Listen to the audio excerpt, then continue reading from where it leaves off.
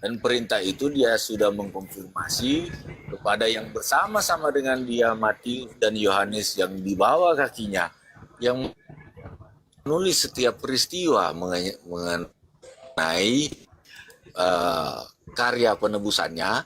Dalam arti evangelion itu kan Injil atau kabar baik. Kabar baik itu, Injil itu bukan diturunkan. Ini kan abang membaca Injil ini dalam pandangan abang sudah terpatri bahwa dalam sudut pandang Islam, di mana dalam pengajaran Islam bahwa Nabi Isa itu diturunkan kitab, tapi bukan seperti itu. Dialah Injil itu, Yesus Kristus, dialah Injil itu. Oke, Bang Char, biar tidak terlalu melebar, apakah boleh ditanggapi dulu, Bang Char? Tanggapi. Ya. Oh, siap. Iya, saya tetap pada pendirian saya ya. Bukan karena saya terdoktrin atau karena saya kemudian Islam, tetapi karena saya menggunakan akal. Sedangkan Anda berbicara berdasarkan iman, kepercayaan, dan keyakinan saudara. Berbeda dengan ucapan-ucapan Yesus yang ada di Bible. Anda justru, saudara ini memperlihatkan permusuhan terhadap ucapan-ucapan Yesus. Itu nyata itu. Yesus meminta kepada muridnya agar waspada kepada Kristus. Itu nggak bisa Anda pungkiri. Makanya Anda nggak berani kemudian masuk ke ranah dalil. Orang-orang Yahudi berbicara kepada Yesus. Bukan orang Kristen, bukan Mesianik. Bukan, Mesianik itu orang belakangan dan itu di luar daripada lingkungan Yesus ngajar. Muridnya diminta untuk berhati-hati kepada iblis penyesat yang datang memakai nama Yesus dan berkata Kristus. Matius 24 nomor 24. Sebab Kristus palsu akan datang melakukan mujizat sekiranya mungkin menyesatkan orang-orang pilihan juga. Itu kata siapa? Kata Yesus. Berarti ada Yesus palsu, ada Kristus palsu. Tanda-tanda Kristus palsunya ketika dia datang mengaku dia adalah Yesus Kristus, tidak dibarengi dengan matahari menjadi gelap, bulan tak bercahaya, bintang-bintang berjatuhan, kuasa-kuasa langit berguncang. Yesus nampak di tengah langit, manusia seluruh dunia meratap, dan seluruh manusia di bumi ini akan melihatnya. Kalau itu tidak terjadi, maka yang datang ngaku Yesus sekalipun 1 miliar, maka kata Yesus jangan kamu percaya. Nah, pertanyaannya, ketika Paulus sebagai pendiri agama Kristen mengaku bertemu dengan sosok di padang gurun ketika ke Damsyik, terjadi nggak tanda-tanda itu? Tidak terjadi. Apa kata Yesus? Jangan kau percaya. Ketika ada oknum yang mengaku sebagai Yesus, tunas Daud, bintang timur di Pulau Patmos, terjadi nggak tanda-tanda yang di Yesus katakan? Tidak terjadi. Berarti yang datang itu palsu, Yesus palsu, Kristus palsu yang penyesat. Ketika Ananias mengaku bertemu dengan sosok yang bernama Yesus, apakah tanda-tanda itu terjadi? Tidak terjadi. Berarti Kristus palsu pun yang datang kepada Ananias. Ketika para murtadin mengaku bertemu dengan Yesus dalam sholat, pada saat umroh, pada saat dia tidur bermimpi, terjadi nggak tanda-tanda menurut Yesus? Tidak terjadi. Berarti yang datang kepadanya adalah Kristus palsu. Itu data, Bung. Kata Yesus. Jadi apabila ada orang berkata ada Kristus di sini, ada Kristus di sana, jangan kamu percaya. Sebab Kristus palsu pun akan datang melakukan banyak mujizat. Nah, di data nomor 4, nomor 5, Yesus mengatakan bahwa Kristus palsu ini akan menyesatkan banyak orang. Salah satunya saya katakan, kenapa Anda kemudian tidak mau membahas itu lebih jauh?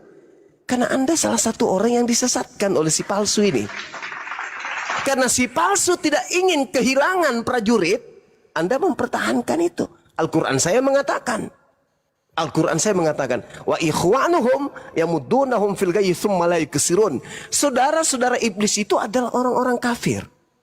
Dan saudara-saudara iblis yang adalah orang kafir akan menolong iblis untuk durhaka kepada Tuhan. Dan mereka tidak akan henti-hentinya menyesatkan.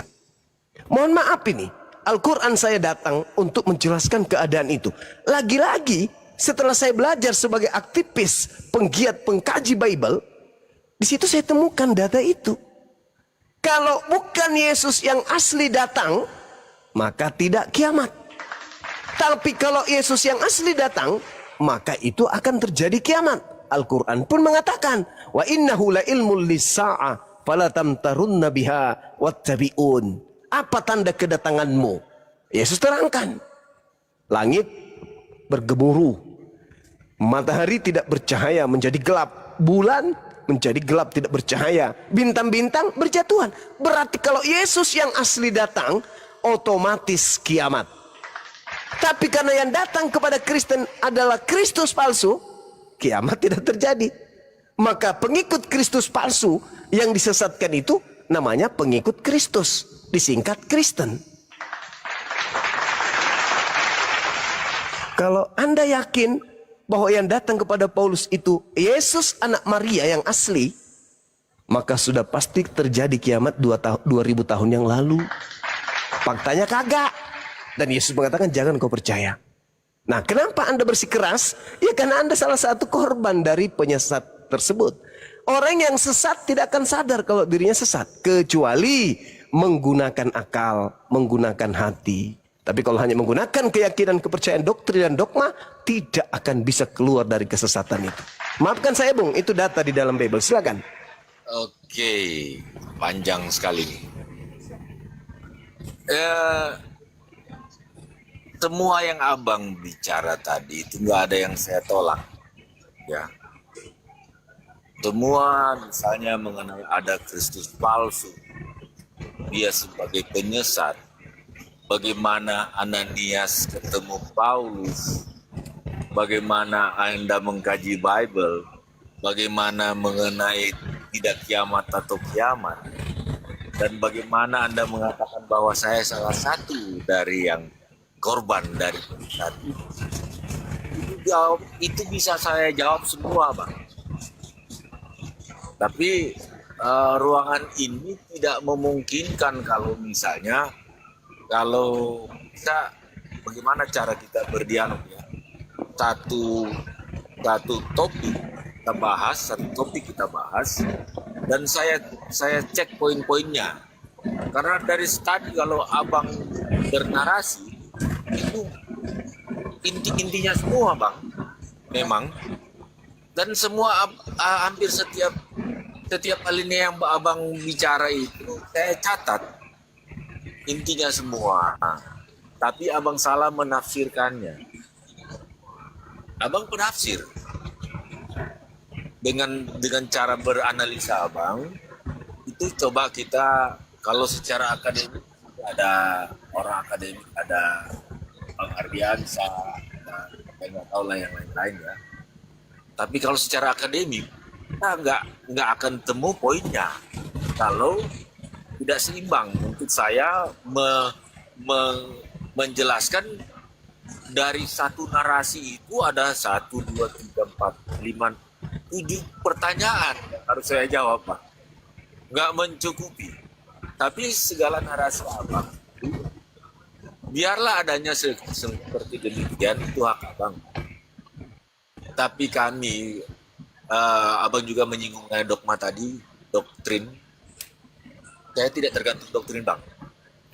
Saya kembali ke ajaran yang secara ortodoksia.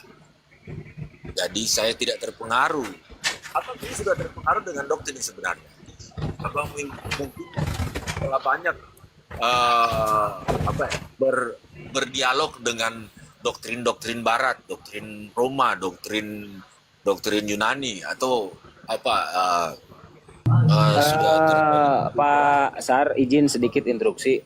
Lebih bagus kalau Pak Sar menanggapi data-data yang disampaikan oleh Bang Zuma biar akademis, ya, biar ada edukasi.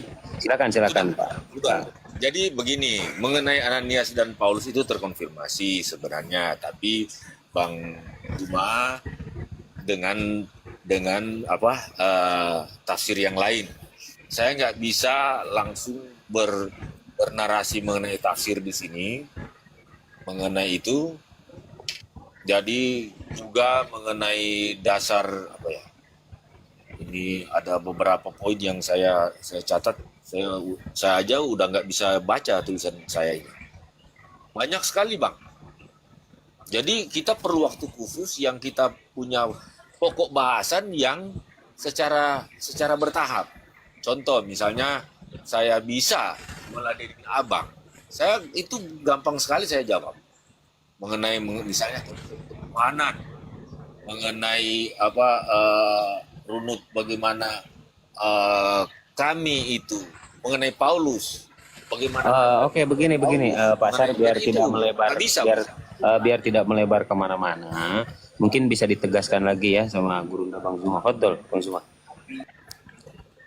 Iya, sekali lagi saya katakan ketika saudara kita ini berbicara mengenai ilmiah, diskusi ilmiah, kemudian menghindarkan doktrin dogma, itu hanya apa ya? Ya hanya omong-omong doang. Kalau Anda tidak menggunakan dogma, berarti saudara saya ini pasti akan membahas tentang data yang ada. Kan Yesus bercerita kan. Yesusnya bercerita kepada Bani Israel, bukan bercerita kepada Kristen, bukan bercerita kepada Katolik, kepada Protestan, kepada Advent, kepada Mesianik, enggak, kepada Ortodoks, bukan. Atau gini aja, Bang. Atau gini Silakan. aja, Bang. Ya, contoh, misalnya Abang bernarasi, Kristus berbicara bukan kepada Kristen, pada ini. Itu kan sudah jadi ada jawaban di benak saya sebenarnya. Apa narasi Abang ada jawaban di benak saya. Tapi karena konsep kita berdialog ini, poinnya nggak akan apa. Abang nanti bernarasi apa yang ada dalam yang saya tidak maaf Bang Abu ya. Tidak ada saya nolak apa yang dia narasikan oleh Bang Zuma tadi. Tidak ada. Dia berkata semua apa yang ada dalam kitab. Ya, saya tegaskan lagi. Itu benar adanya. Tapi ada beberapa yang kaitannya atau korelasinya itu nggak ada korelasi. Dan ada beberapa yang harus saya jelaskan. Nah, itu gimana caranya kita dapat berdiskusi supaya saya bisa menjawab. Contoh, saya bisa menjawab misalnya sekarang, apakah Yesus berbicara kepada Kristen? Nah, saya jawab sekarang, dia berbicara kepada pengikutnya. Ya pengikutnya Kristen. Istilahnya nanti ada di Antioquia. Tapi siapa yang mengikut Kristus? Itu adalah Kristen, Bang. Kan itu istilahnya. Iya, saya boleh bantai nih. Ya, silakan. Oke. Jadi Yesus itu tidak pernah ke Antioquia. Yesus tidak pernah ke Turki. Yang disebut Kristen pertama kali di dalam Kisah Para Rasul 11:26 itu pengikut Paulus. Paulus ini bertemu dengan Kristus. Kristus membimbing Paulus untuk menjadi nabi, menjadi rasul, menjadi pengajar. Dan murid-murid Paulus setelah kedatangan Kristus itu disebut Kristen. Berarti pengikut Paulus lah yang disebut Kristen. Pengikut Yesus tidak pernah disebut Kristen. Itu yang pertama. Yang kedua. Oke, yang pertama. Yang kedua. Mengenai Kristen ya, oke. Nah, sudah mulai mendapat kita batasannya. Iya. Yang kedua, Yesus ini mau sampai kapanpun, mau sampai dia datang kedua kalinya pun dia adalah anak manusia. Sedangkan yang datang membimbing Paulus untuk mengajak orang menjadi Kristen, menjadi pengikutnya, itu bukan manusia. Namanya memang sama, yaitu Kristus Yesus. Atau Yesus Kristus. Tapi sosoknya berbeda, Bu. Yesus sampai kiamat, dia tetap manusia. Tetapi Yesus yang datang kepada Paulus bukan manusia. Ini oknum yang berbeda. Tidak butuh penafsiran untuk itu. Cukup memahami dengan akal pengakuan Paulus. Apa kata Paulus dalam Galatia 1 nomor 1? Aku menerima Injil bukan dari manusia, tapi dari Yesus Kristus. Nomor 11. Aku kembali menegaskan kepadamu. Aku menerima Injil bukan dari manusia. Bukan manusia mengajari aku Injil, tetapi dari pernyataan Yesus Kristus. Sejak kapan anak Maria bukan manusia? Itulah bukti bahwa yang datang kepada Paulus itu adalah berbeda, bukan anak Maria. Silakan. Oke. Yang pertama saya jawab mengenai istilah Kristen. Benar Abang bilang. Yang diejek, diolok-olok di Antioquia Nih, pengikut Kristus. Ini Kristen. Itu istilah Kristen pertama. Tidak berarti harus ada konfirmasi bahwa Yesus, apa yang Yesus ajarkan itu kepada yang di depannya itu yang dia sementara mengajar, memberikan pengajaran. Itu bukan mereka juga kan itu. Istilahnya kan nanti belakangan. Tapi orangnya kan tetap itu. Murid-muridnya itu. Satu, itu terjawab. Nah, anak manusia yang beda, itu kan beda wujud, Bang. Tetap dia itu. Nah, di mana yang misalnya abang membedakan bahwa Yesus yang datang dalam roh menyerupai Paulus dan Yesus dalam wujud manusia yang abang bilang itu beda. Nah, tapi terkonfirmasi kan apa yang akan dia tuju, Paulus tuju kan itu kan ketemu. Berarti terkonfirmasi, berarti kebenaran yang dicarikan kita ini kan kebenaran. Itu kan roh, bukan manusia. Oh, oke lah, mau roh mau manusia, tapi kebenarannya kan terbukti. Mereka ketemu. Ada yang datang ke sini, mereka juga heran, kok ini yang membunuh-bunuh orang Kristen, pengikut Kristus, pengikut Yesus, kok sekarang mau. Nah, itu kan terkonfirmasi. Kok terlalu naif kalau kita tidak mengatakan bahwa itu bukan dia. Itu terkonfirmasi, berarti segala apa yang terjadi itu terkonfirmasi, itu kebenaran, Pak. Nah, apa yang bukan kebenaran? Contoh yang abang bilang, yang ketemu yang ngangkat Paulus jadi itu kan rabi kami, Rabi Saul. Paulus kan itu juga kan bukan orang Roma, tapi keluarga negaraan Roma, tapi bukan orang lain, tapi dia Yahudi, Bang. Dia kan Farisi, Bang. Muridnya Gamaliel. Bukan orang lain, dan dia justru yang paling pintar. Bahkan tulisannya lebih banyak dari murid-murid Yesus yang lain. Gitu, Bang, silakan. Oke, baik. Itu aja dulu, Bang, supaya jangan panjang-panjang. Jadi saya nggak bisa jawab kalau misalnya. Oke, baik. Yang pertama terkait dengan Kristen.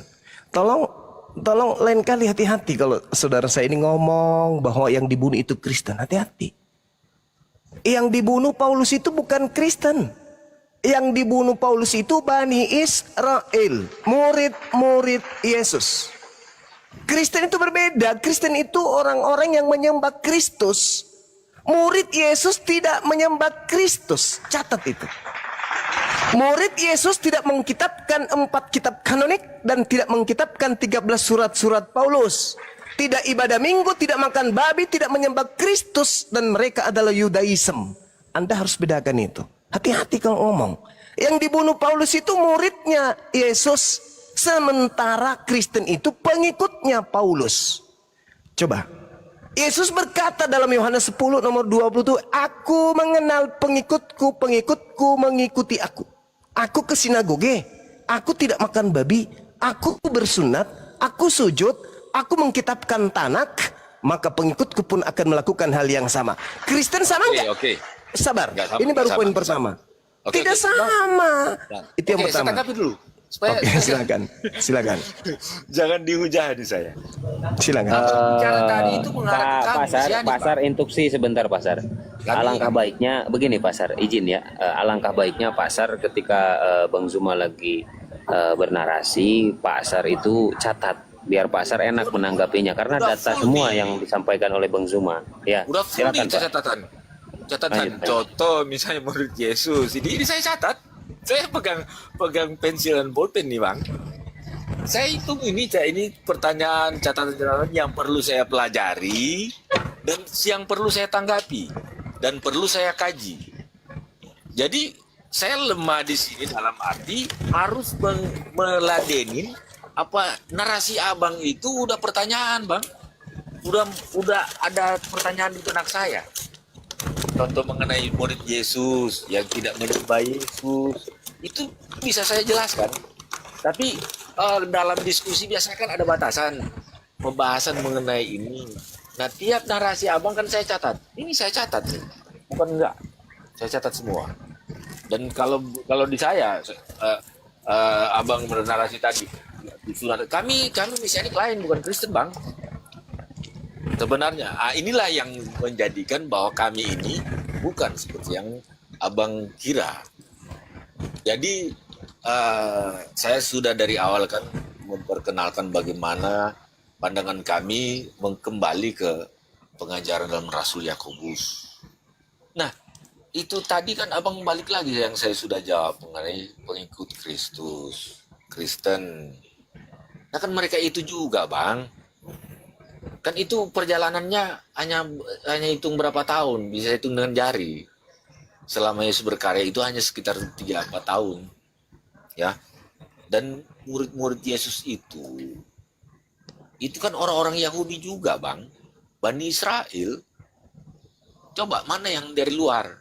Di Kisah Para Rasul itu nanti murid dari 12 murid ada murid 70 murid. Itu termasuk Polikarpus, termasuk Clement, termasuk Irenaeus, muridnya Yohanes yang ada di kaki Yesus. Matius juga Yesus yang panggil, ikut aku. Waktu dia sebagai pemungut cukai. Nah, apa yang ada korelasi di situ? Tapi istilahnya yang nyusul itu yang abang nuntut harus yang itu.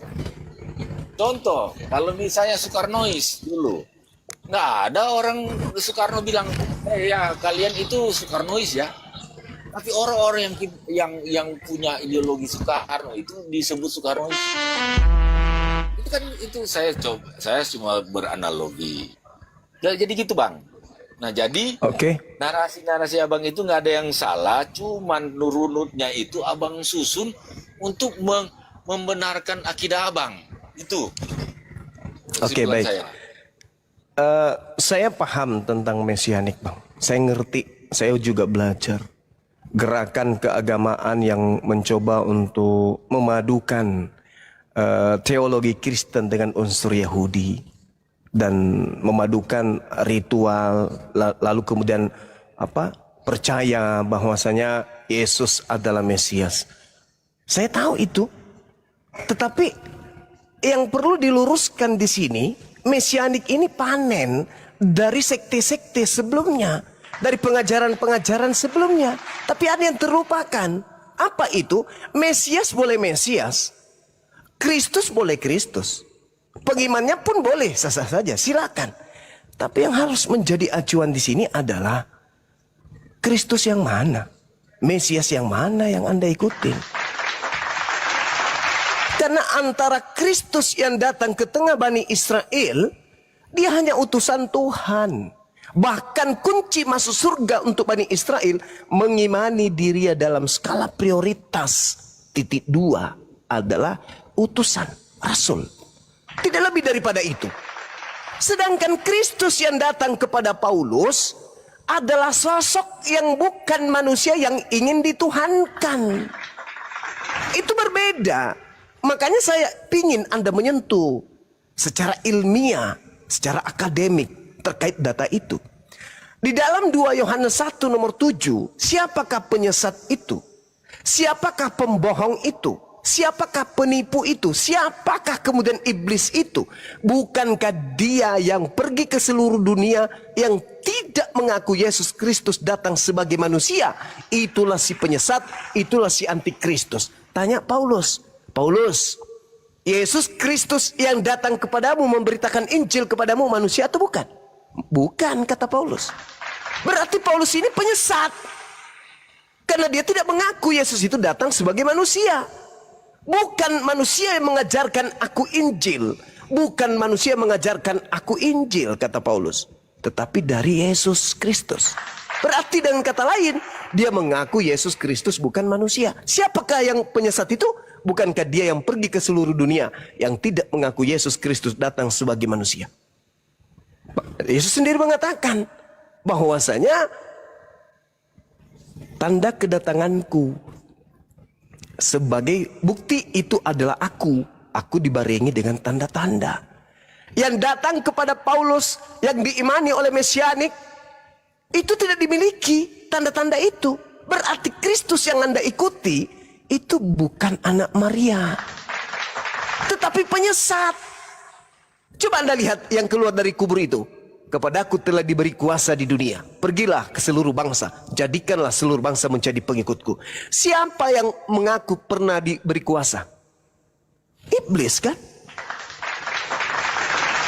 Yesus ketika dicoba oleh iblis bang. Di dalam Lukas 4 nomor 6. Iblis mengiming-imingi. Apa kata iblis kepada Yesus? Jika engkau menyembah aku wahai Yesus, aku akan memberikan kuasa di bumi. Dan segala kemegahannya dan kemuliaannya, dan aku berhak memberikan kepada siapapun yang aku kehendaki, kata iblis. Yesus terima enggak? Yesus tolak. Berarti yang keluar dari kubur mengaku kepada aku telah diberi kuasa, itu bukan Yesus. Karena kuasa yang ditawarkan iblis ditolak oleh Yesus. Yang menerimanya siapa?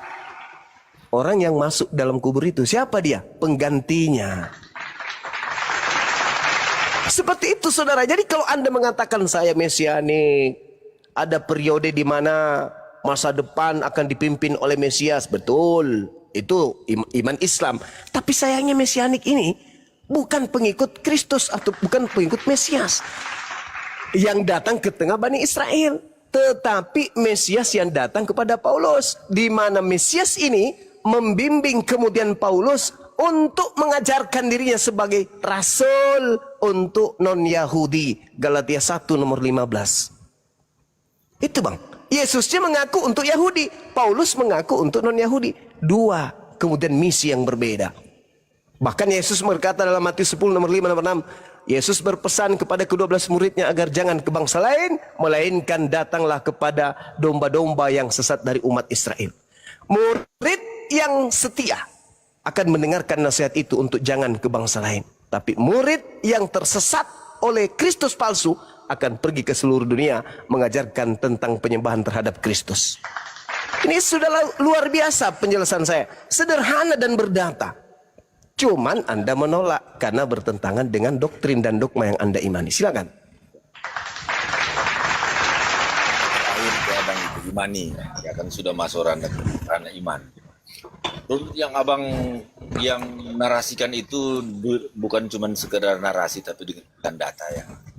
2 Yohanes 1 ayat 7, Galatia 1 ayat 12 itu bisa saya jelaskan, tapi mohon maaf dalam kesempatan ini. Jadi saya hanya mencari poinnya, di mana Bang Suma memaksakan bahwa itu harus datang sebagai manusia, bukan sebagai roh. Dan dituntun oleh Paulus itulah kekristenan. Ya itu begitu bang ya bang? Betul. Ya. Nah itu yang abang salah pahami, yang bisa saya jelaskan. Namun kalau saya jelaskan di sini poinnya, karena ada narasi atau frasa dalam satu ayat yang abang katakan tadi, datang sebagai manusia bukan sebagai roh, karena yang sebagai roh itu Paulus. Biarlah itu bang, apa yang abang bicarakan tadi, yang Anda narasikan tadi, semua itu menjadi pelajaran untuk saya mendalami. Saya mesianik, saya bukan Kristen yang hanya menang-menangan untuk debat mengalahkan abang untuk mencari kemenangan di situ, tapi cari poinnya. Dengan teman-teman yang di bawah ini udah saya bilang ke teman-teman bahwa segala pertanyaan itu jadi pelajaran bagi kami. Lalu mesianik dengan pandangan kami dalam pengajaran dalam bukan diselamatkan karena doktrin, dogma atau peraturan, tapi kami diselamatkan karena ada kasih karunia. Abang kan terakhir abang bilang mengenai ranah iman. Nah itulah iman kami. Mengenai Galatia 1 ayat 12 itu hanya Yahudi itu. Dan 2 Yohanes 1 itu kan mesianik itu memenuhi semua bang. Itu mungkin abang pertanyakan ke Kristen, karena kami juga bertanya kepada mereka. Tapi kami memakai apa yang mereka pakai, LAI ini, yang sebenarnya banyak yang kami harus mengajarkan mereka. Sama seperti abang mengajarkan saya sekarang, saya mengajarkan ke mereka itu, mereka yang sebenarnya kurang paham dengan yang diterjemahkan. Sedangkan itu Oke, membaca begini baik. saja Bang Syar ya. Kita semua di sini Saya kan nggak poinnya sedikit Bang hanya Syar. itu bang. Iya, iya sedikit Bang Syar. Saya Kita di dapat. sini kan posisinya belajar. Ya, Iya dari tadi Muslim banyak di atas semuanya terdiam gitu kan. Karena biar kita dapat edukasi dan bagus Bang Syar ketika jujur gitu. Kalau tidak tahu bilang tidak tahu. Tetapi alangkah baiknya mungkin Bang Syar bertanya gitu kan. Ya kalau ada bantahan nanti dibantah gitu. Biar lebih enak Bang. Mungkin seperti itu Bang Syar. Biar ada poinnya. Saya Silakan Bang Syar. menghindari dari pertanyaan dulu bang, karena di sini banyak narasi yang sebenarnya bisa timbul pertanyaan. Karena ini ya orang-orang akademik. Jadi Bang Zuma juga mempunyai kemampuan yang cukup mumpuni untuk menghafal semua, dan runutnya ini sudah terpatri dalam otaknya itu yang saya akui, yang Kristen juga perlu belajar ini di segala pertanyaan ini. Mantap berarti Bang Sar juga di sini belajar sama Bang Zuma ya Bang Sar ya. Ya, belajar Bagus. dari segala pertanyaan. Lanjut. Bertanggung jawabkan. Saya belajar untuk bertanggung jawab. Saya bisa jawab itu. Saya belajar dari apa yang disalahpahami. Saya belajar, oh ini yang disalahpahami. Apakah disalahpahami atau benar adanya apa yang dikatakan Bang Zuma? Itu Bang. Oke, siap. Cuman sampai situ Bang. Saya nggak bisa panjang.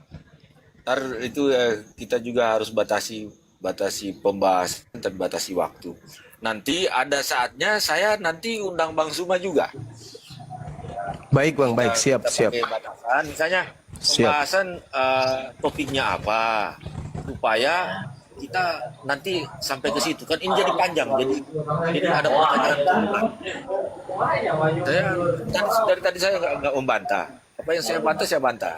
Itu bukan begitu ya, bukan begitu. Tapi kalau abang masih konsentrasi itu, abang menyampaikan data ya saya silakan.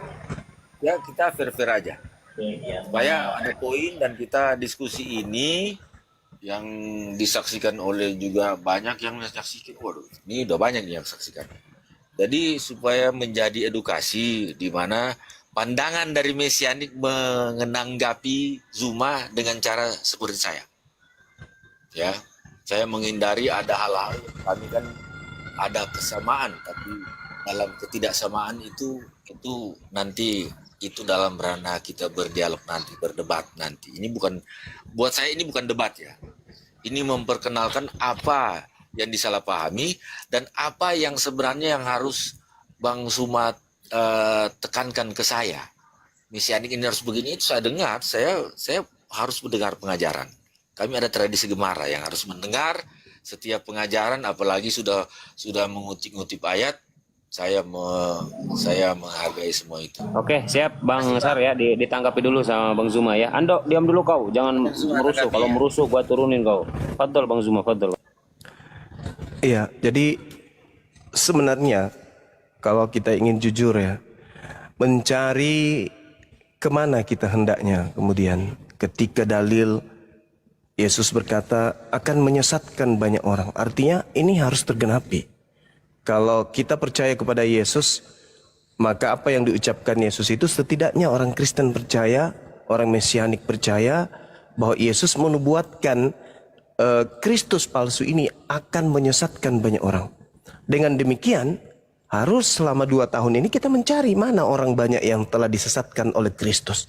Satu-satunya kandidat adalah Kristen. Orang Hindu tidak kemudian percaya kepada Kristus. Orang Buddha enggak juga. Cuman Kristen yang percaya kepada Kristus. Berarti orang banyak yang disesatkan oleh Kristus palsu ini ya kandidat untuk sementara ini Kristen. Siapa lagi? Dan kalau itu bukan Kristen berarti Yesus boleh terindikasi berdusta. Kenapa? Karena tidak ada oknum yang menjadi pengikut Kristus. Tidak ada orang yang disesatkan itu. Nggak ada. Tapi karena ada Kristen yang kebetulan atau secara kebenaran, kebetulan itu menyembah sosok Kristus ini yang bukan manusia. Berarti bukan anak Maria. Kan jelas itu. Anak Maria adalah manusia. Ibrani 13 nomor 8 bahkan dikatakan Yesus kemarin, sekarang maupun selama-lamanya tidak akan pernah berubah. Nah, Yesus dalam keadaan yang sebenarnya boleh kita lihat dalam 1 Yohanes 3 nomor 2. Hakikat sebenarnya, keadaan sebenarnya yang sesungguh-sungguhnya Yesus itu adalah manusia sama seperti kita. Maka tidak layak disembah karena dia adalah manusia dalam kondisi yang sesungguhnya, dalam hakikatnya. Sedangkan yang datang kepada Paulus yang disembah oleh orang Kristen adalah Kristus yang bukan manusia, yang konon katanya Tuhan. Jadi berbeda memang antara Yesus yang datang di tengah Bani Israel dengan Kristus yang datang kepada Paulus dan menjadi sembahan hari ini oleh saudara-saudara saya Kristen.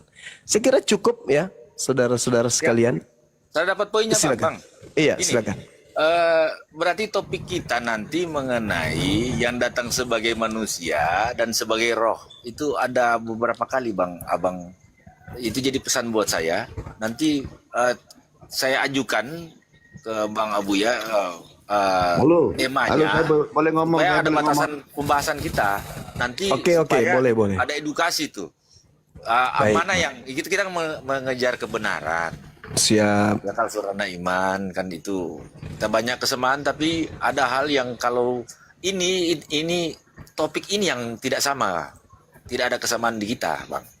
Jadi kita harus sepakat dulu. Tidak sama, kita akan bahas nanti mengenai ini.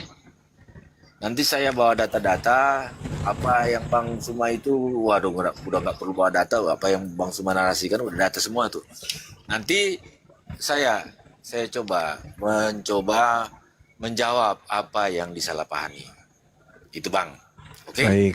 Baik, Bisa, Bang. nanti kita Siap. terima kasih ya sudah. Halo, saya mau ngomong sama si Juma, menanggapi pernyataan. Ya, makasih. Iya, silakan saudara Ando dinaikkan. Iya, silakan saudara Sarham. Terima kasih sudah berdiskusi dengan baik. Gerda si Ando masih kejang-kejang, belum juga dia ngomong udah kejang-kejang. Ando kok gak jelas loh, silakan. Biar dinaikkan aja, dinaikkan. Biar dikasih silakan. Allah Karim. Oke, terima kasih ya Bang Sar, luar biasa Bang Sar. Yang penting syaratnya satu Bang Sar, ya. Intinya akal sehat tetap. Oke, saya boleh bicara dulu, Bang Juma. Di Ya. Matius 7 ayat 15 yang dinubuatkan Yesus itu adalah kedatangan nabi palsu. Ciri-cirinya di 2 Petrus ayat 21 menyangkal penyalipan. Jangan menafsirkan kau. Akan datang nabi palsu kata Yesus di Matius 7:15. Ciri-cirinya salah satu 2 Petrus ayat 21 menyangkal penyalipan. Jangan kaitkan dengan Paulus. Paulus dengan Yesus itu masih selisih 5 tahun, ya. Masih sejaman. Jadi jangan berkhotbah kamu tentang Alkitab lalu Anda menafsirkan. Saya lihat yang di atas ini adalah orang-orang yang benar-benar hanya mengimani, tidak Jangan di-kick.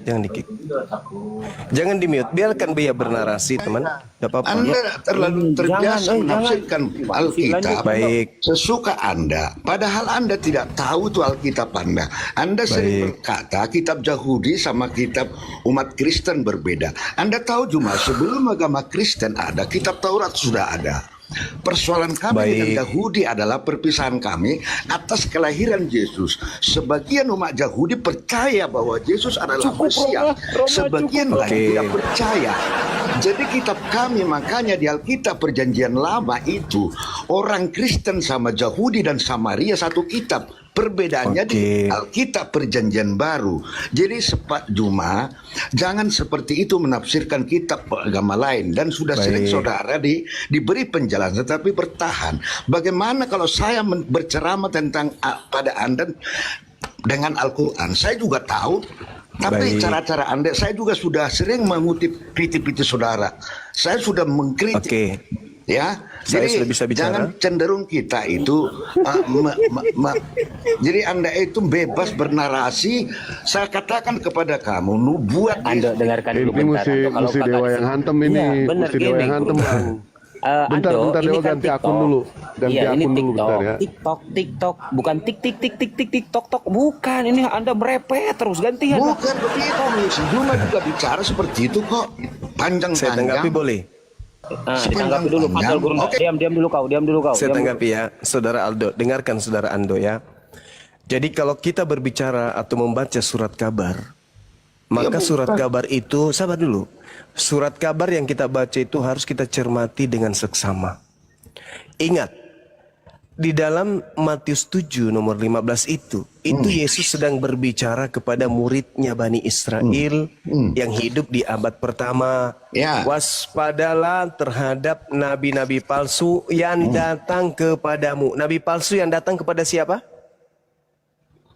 Datang kepada siapa? Orang yang hidup di abad pertama atau orang hidup di abad ke-7, Bang? Ayo, jujur dulu. Saya ingin tahu sejauh mana Anda memahami Bible ini.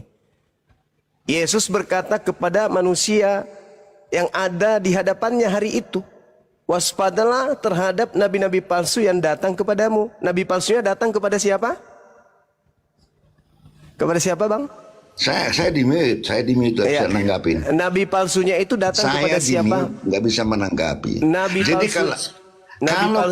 Tunggu Joma. Nabi palsunya datang kepada siapa menurut Yesus? Perkataan itu Nabi palsunya datang kepada siapa menurut Yesus? akan datangnya nabi palsu. Kepada siapa? Bukan saat itu. Lalu 2 Petrus ayat 21 cirinya adalah Gak ada hubungannya. Petrus itu gak ada hubungannya. Petrus ya kan? itu menyangkal penyalipan. Kedua ada di bilik di padang gurun. Ada itu 2 Petrus. Saudara, Anda Petrus itu menafsirkan susah ngomong sama orang yang tidak berilmu ya kayak Datang. gini. iya kan? Anda nggak berilmu. Sayang. Anda hanya Waktu membuat saya penafsiran terbuang. sendiri. Ayo kita buat. Waktu saya terbuang. Kita kan akan datang. Saya nunggu instruksi dari Bang Zuma kalau Makanya ini sudah suruh bersih-bersih di neraka saya turunkan. Ayo kau jangan Biarin aja. Lebih baik Anda menerangkan kitab suci Anda. Ini saya sedang Jangan menerangkan banyak kitab yang suci saya. Saya menerangkan kitab suci saya ini. Itu kritik saudara saya sudah tanggapi. Al-Quran Banyak saya sekali. yang menerangkan Saya ini. mau tanya dulu kitab Quran saudara. Kita Oh nggak bisa. Ini Bible Anda saja Anda gagal. menerangkan. Saya ulang pertanyaan Anda saya. menerangkan Alkitab kepada orang Kristen. Matius Padahal 7 Alkitab tidak Matius Anda 7 imani. nomor 15 ini Anda Yesus tidak berkata imani. kepada siapa? Coba sekali-kali kalau kita diskusi itu Sekali satu kita berdua nih. Gantian kita tanya. Gantian tanya Al-Quran, saya nanya Anda Al-Quran sama saudara. membawa nabi palsu. Bisa kan? enggak? Anda membahas selama nabi ini. palsu. Ini yang di atas ini sebenarnya juga kayaknya Udah Anda turun aja Bang. Anda nggak ada gunanya di sini. Percuma. Anda gagal paham dan Anda tidak bisa mengimbangi narasi saya gitu loh. Matius 7:15 itu saudara Ando di mute dulu deh. Matius 7 nomor 15 itu Yesus berpesan kepada muridnya angkatan pertama di abad pertama. Anda menuduh nabi palsunya yang ada di abad ke-7. Itu Anda sudah gila namanya. Tidak ada murid Yesus yang hidup di abad ke-7. Semuanya pada mati semua di abad pertama. Sedangkan Yesus menasihati muridnya di angkatan pertama, di abad pertama. Waspadalah kepada nabi palsu yang datang kepadamu yang nyamar seperti domba. Maksudnya non-Yahudi ngaku Yahudi. Itu maksud Yesus. Nah sekarang kalau Anda melihat dalam Bible Anda sendiri, 1 Yohanes 2 nomor 16, apa kata Yesus? Sorry, di data nomor 2, Yohanes 2, 1 Yohanes 2 nomor 18 sampai nomor 20, apa kata Yesus? Anak-anak, apa kata Bible Anda? Anak-anakku, waktu ini adalah waktu yang terakhir. Dan seperti yang telah kamu dengar, seorang antikristus akan datang. Sekarang telah bangkit banyak antikristus. Sekarang, bukan di abad ke-7. Sekarang. Berarti abad pertama. Itulah tandanya bahwa waktu ini benar-benar adalah waktu yang terakhir. Memang antikristus itu berasal dari antara kita. Jangan kau tuduh di luar daripada kalian. Antikristus itu berasal dari antara kalian. Kata siapa? Kata Bible. Jadi yang dimaksud Yesus di dalam Matius 7 nomor 15 ini adalah murid-murid Yesus itu sendiri. Di tengah-tengah mereka ada antikristus, ada nabi palsu. Dan itu saya sudah jelaskan juga tadi, antikristus itu yang tidak percaya Yesus datang sebagai manusia. Orang Kristen sedunia, sekte apapun itu, mulutnya doang yang berkata Yesus itu manusia. Fakta di dalam prosesi keagamaannya, Yesus itu Tuhan. Jadi pendusta, penipu. Mulut berkata Yesus manusia loh. Tapi coba lihat siapa yang mereka sembah. Yesus. Tidak mungkin orang Kristen ini menyembah manusia. Nggak mungkin, nggak mungkin. Tidak mungkin. Jadi cuma mulut doang yang mengatakan Yesus itu manusia. Padahal iman mereka Yesus itu Tuhan. Berarti Kristen ini telah melakukan penipuan sepanjang sejarah. Apakah Kristen menyembah manusia? Tidak, paman. Apakah Yesus manusia? Yes, pasti manusia. Bahkan Kristen pun mengatakan dia manusia. Yesus itu 100% manusia. Tapi ada tapinya. Nah itu penipuannya di situ. Tetapi dia juga 100% Tuhan. Itulah penipunya. Penyesat. Bagaimana mungkin sebuah cincin 100% batu, cincin yang sama juga adalah 100% emas. Bagaimana mungkin itu? 100% manusia, di sisi lain juga 100% Tuhan. Itu mustahil. Hanya bisa dipercayai oleh orang-orang yang tidak percaya kepada kebenaran firman Tuhan. Siapakah pendusta itu? Bukankah dia yang menyangkal bahwa Yesus adalah orang yang diurapin? Itulah pendusta. Kalau orang Kristen percaya Yesus itu adalah manusia yang diurapi, mustahil mereka menyembah Yesus. Tapi karena mereka tidak percaya Yesus itu adalah manusia yang diurapi, maka mereka menyembah Yesus. Itulah yang terjadi. Demikian. Silakan saudara. Berarti perkataan Muhammad hanya berlaku di abad itu. Seperti katamu. Bukan. Perkataan Yesus berlaku. Bukan kawan. Nabi Muhammad. Aduh. Nabi Jadi Muhammad. kamu ambil penjelasannya itu, gimana kamu menjelaskan seperti itu sebagai seorang ustadz, sebagai gurunda? Oke, baik. Karena ada di situ kamu, perkataan Johnson dengarkan gua. Kalau lo kagak bisa diatur, nyerocos. Kamu pemakan hanya dia. Lo gua buang lo. Gantian kalau ngomong. Gantian. Saudara, Saya kalau selesai dulu. Satu-satu dulu, satu-satu Bang Johnson. Silakan Bang Simak. ya, kalau di dalam Al-Quran, Bang, Nabi Muhammad menyeru kepada seluruh umat manusia. Sedangkan kalau di dalam pengajaran Yesus, Yesus hanya menyeru kepada Bani Israel. Berbeda itu. Kalau di dalam Al-Quran jelas, ya ayuhan nas, ya ayuhan nas, itu bertaburan dalilnya. Ya ayuhan nasu ubudu rabbakumul ladzi khalaqakum wal ladzina min qablikum. Yang ada di situ. Ya ayuhan nasu kulu mimma fil ardi halalan thayyiba. Ya ayuhan nasu taqu rabbakumul ladzi khalaqakum, dan seterusnya. Itu seruan Nabi Muhammad kepada seluruh umat manusia. Sedangkan Yesus mana ada seruannya kepada seluruh manusia? Enggak ada. Iya, bertakiyah. Ya, oke.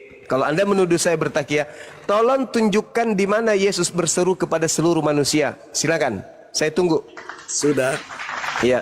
Amanah agung Yesus mengatakan kepada muridnya, pergilah ke seluruh dunia. Dan jadikanlah mereka muridku. Kamu ngomong lagi itu bukan perkataan Yesus dan menyuruh muridnya ke seluruh dunia. Oke, baik. Baptislah mereka atas nama Bapa, Putra, Roh Kudus. Oke, baik. Sekarang terus karena sebentar karena ada perkataan Yesus di situ kamu ya kamu disampaikanlah karena waktu di situ ada muridnya, ada pengikutnya. Kamu itu yang diomongin di situ. Kamu langsung artikan bahwa itu berlaku pada zaman itu aja. Saya minta dalil Yesus mengaku diutus untuk seluruh umat manusia itu di mana? Dia sudah bilang, aku datang ke dunia ini untuk menyelamatkan dunia ini. Iya, mana, di mana itu? Di mana dalilnya? Tunjukkan ke saya. Udahlah, kamu bertakiyah aja Jumat. Dari tadi, kalau ada sekolah minggu aja udah ketawa ya penjelasanmu ini Jumat. Tapi kamu mengaku gurunda, apalagi Islam. Saya minta dalil padahal, Bang. Saya minta dalil loh. Kesempatan Anda untuk penginjilan. Terus mana amanah dalilnya? agung Yesus itu kamu akui nggak? Oke. Pergilah ke seluruh dunia, kamu akui nggak? Ya? Baik. Di satu PT saya tonton, kamu nggak mengakui. Di sini kamu pasti mengakui. Yakin saya? Oke, boleh saya jelaskan? Oke. Oke. Matius 28 itu ucapan-ucapan yang terlontar setelah penyaliban. Betul? Betul ya? Ucapan yang muncul setelah penyaliban. Betul? Betul dong. Kamu akui dong kalau gitu. Tunggu. Ucapan di dalam Matius 28 itu ucapan yang tertulis oleh pengarang Matius setelah kejadian penyaliban. Itu Betul dulu, nggak? jangan Betul nggak? Akui dulu. jangan lari. Iya. saya Penyaliban tidak itu lari. kamu akui nggak? Bahwa Saya Yesus akui. yang disalib. Saya akui penyaliban itu ada. Ya, Yesus yang disalib bukan? Yang disalib itu Kristus. Kok Kristus? Yesus Kristus nggak yang disalib? Kalau anak Maria bukan. Terus siapa yang disalib? Kalian satu pendapat dulu dari Islam itu. Kamu Iya. dulu pernah bilang Simon dari Arimatea. Kalau menurut Al-Quran itu bukan Nabi Isa alaihi salam.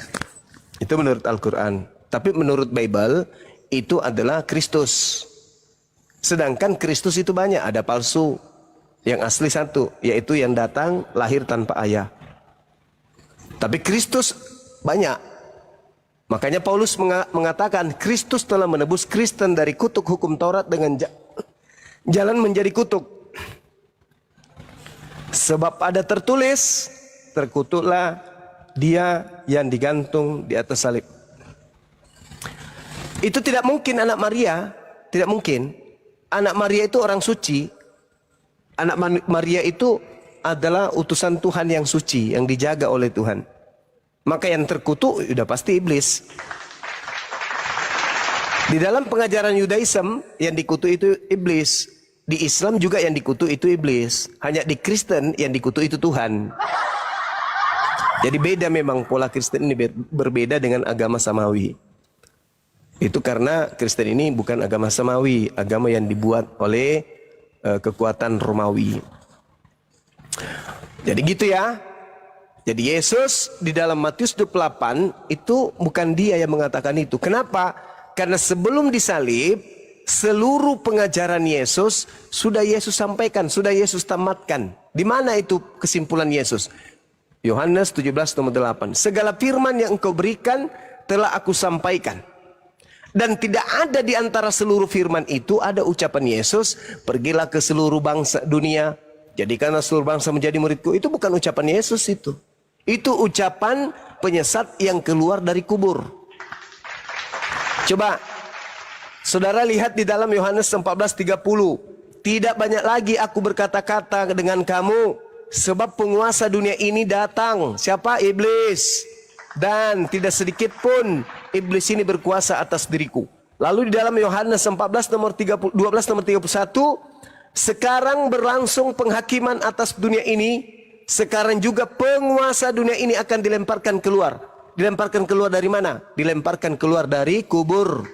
Penguasa dunia ini sebentar lagi akan dilemparkan keluar dari kubur. Siapa yang dilemparkan dari kubur ini? Iblis. Kenapa iblis? Karena dia adalah penguasa dunia.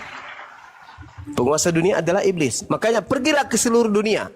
Nomor 18-nya, kepadaku telah diberi kuasa.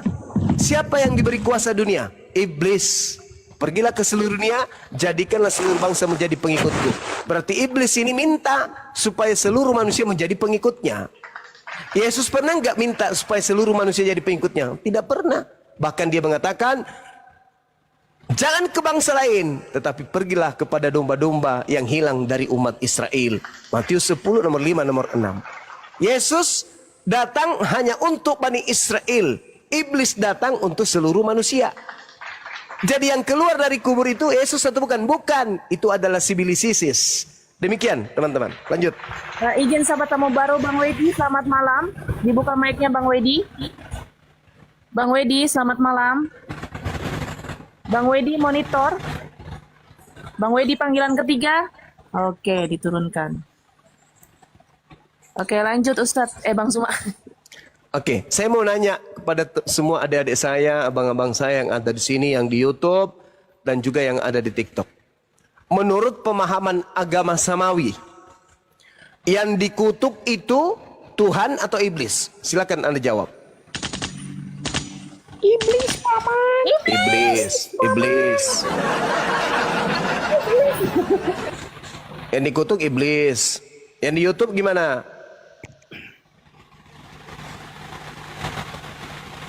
Setiap yang sedang mati adalah sedang terkutuk. Mati. Jangan ini, Udah. jangan ini Yang turunin sedang lah. mati adalah Turunin sedang ini, terkutuk. turunin. Dia Nanti sudah aja akui. pejabat surga nanti aja. Iblis dan umat iblis pasti tidak berjunjungan kepada pejabat surga. Jadi di YouTube semuanya nyebut iblis. Yang dikutu itu iblis. Setiap yang sedang mati pasti sedang terkutuk. Berarti Anda sudah mengakui bahwa Yesus itu terkutuk. Yesus tidak sedang mati. Iya. Dia salah seorang pejabat surga. Jadi yang mati di atas tiang salib itu siapa? Dia pernah mati terhukum Nah, berat. berarti dia pernah jadi iblis, gitu. Tidak. Dia pernah jadi terkutuk. Jadi dengarkan dulu ya. Kutu artinya hukuman berat. Ya, laknat. Kutu artinya terhukum Kutuk berat. artinya laknat. Jadi, Jadi Yesus pernah dilaknat. Yesus pernah disangkakan berbuat hingga dia dihukum berat. Tapi karena dia seorang setia dan benar, dia diangkat menjadi salah seorang Tuhan. Jadi kalau Yesus berbicara, waspadalah Jadi setiap kepada makhluk penyesat yang yang sedang datang mati. kepadamu dengan memakai namaku dan berkata, akulah Kristus. Nah, hafal Berarti dulu. Yesus meminta Setiap makhluk waspada yang sedang kepada mati. makhluk yang dikutuk. Siapa makhluk yang dikutuk ini? Iblis. Tapi Kristen Yesus. menyembah dan memuliakan makhluk yang mati terkutuk ini. Yesus Berarti dengan kata lain, Kristen disangkakan dia menyembah seorang yang jahat. menyembah Tapi sosok karena yang dia mati seorang yang benar, terkutuk. dia Selamat. diangkat menjadi salah seorang Tuhan. Jadi orang apa gini? Barang siapa sedang mati, maka dia sedang terkutuk. Yesus pernah terkutuk dong ya?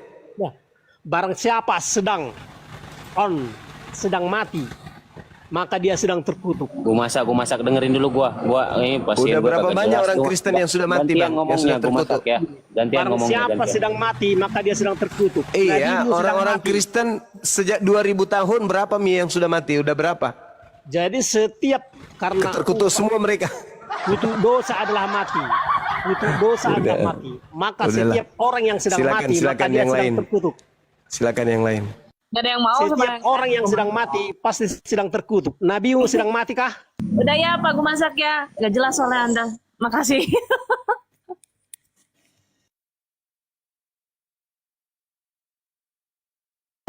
Mampus kan moderator saya galak. Gua masak makanya gantian kalau ngomong. Ini soalnya HP saya udah ngelag kagak bisa naikin orang. Naikin lagi Mel. Pasien berikutnya lanjut.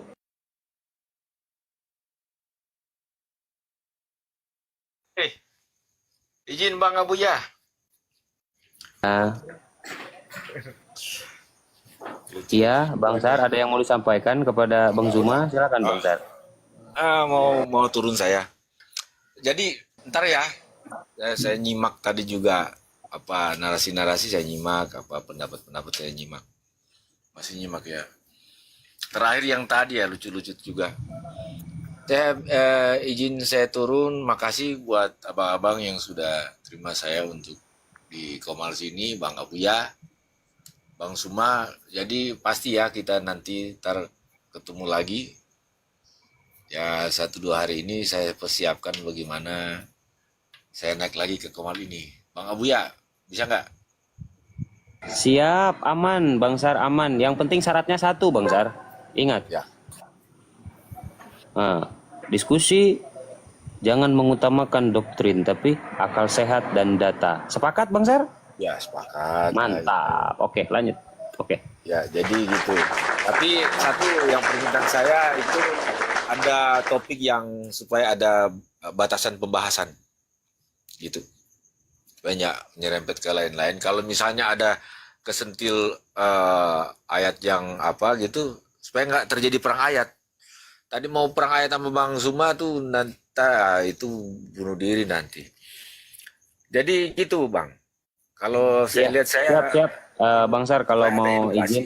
Tapi kalau ada kata-kata terakhir Bang Sar kepada turun ya. Bang Zuma, silakan. Bang Zuma. Ya, mohon maaf juga kalau misalnya ada kata-kata yang Iya Bang, sama-sama Bang. Kita saling memaafkan Bang. ya. Siap. Oke. Mel, Ya, naikin lagi salam. pasien berikutnya Mel. Oke.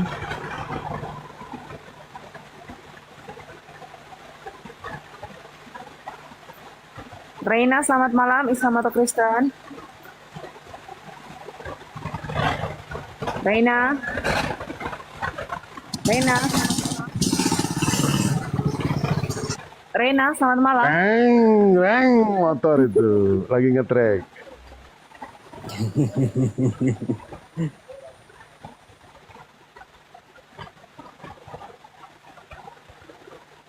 Bang Tian, selamat malam. Selamat untuk Kristen. Bang Tian, selamat malam. Assalamualaikum warahmatullahi Oh, waalaikumsalam. Salah pencet, Bunda, salah pencet. Salah pencet. Oke, saya izin turunkan. Assalamualaikum warahmatullahi wabarakatuh. Waalaikumsalam. Gue masak mau naik lagi. Gimana nih Bang semua? Ada Bang Dewa, silakan. Bang Dewa, mau nggak Bang Dewa? Siapa? Sama siapa? Munyenyo, selamat malam. Sama gue masak. Ini sampingnya Bang Dewa. Munyenyo. Kirain gue masak. Kalau gue Ya, masak gue masak mau naik ngobrol, lagi. suruh ngobrol sama tiang listrik aja. Sama tiang listrik aja. Ya. Munyenyo, selamat malam. Munyenyo. Gambarnya serem amat ya. Munyenyo. Oke. No answer. Ini apa sih? Salah pencet semua ya?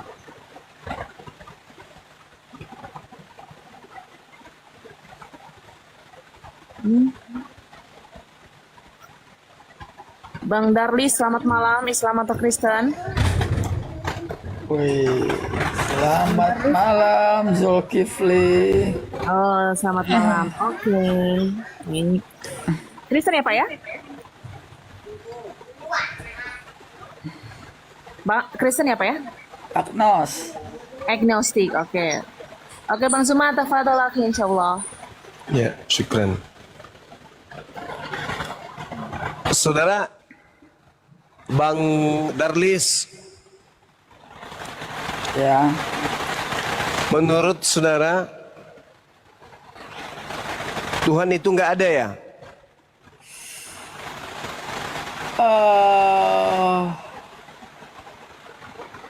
kita nggak punya kemampuan untuk tahu dia ada atau tidak.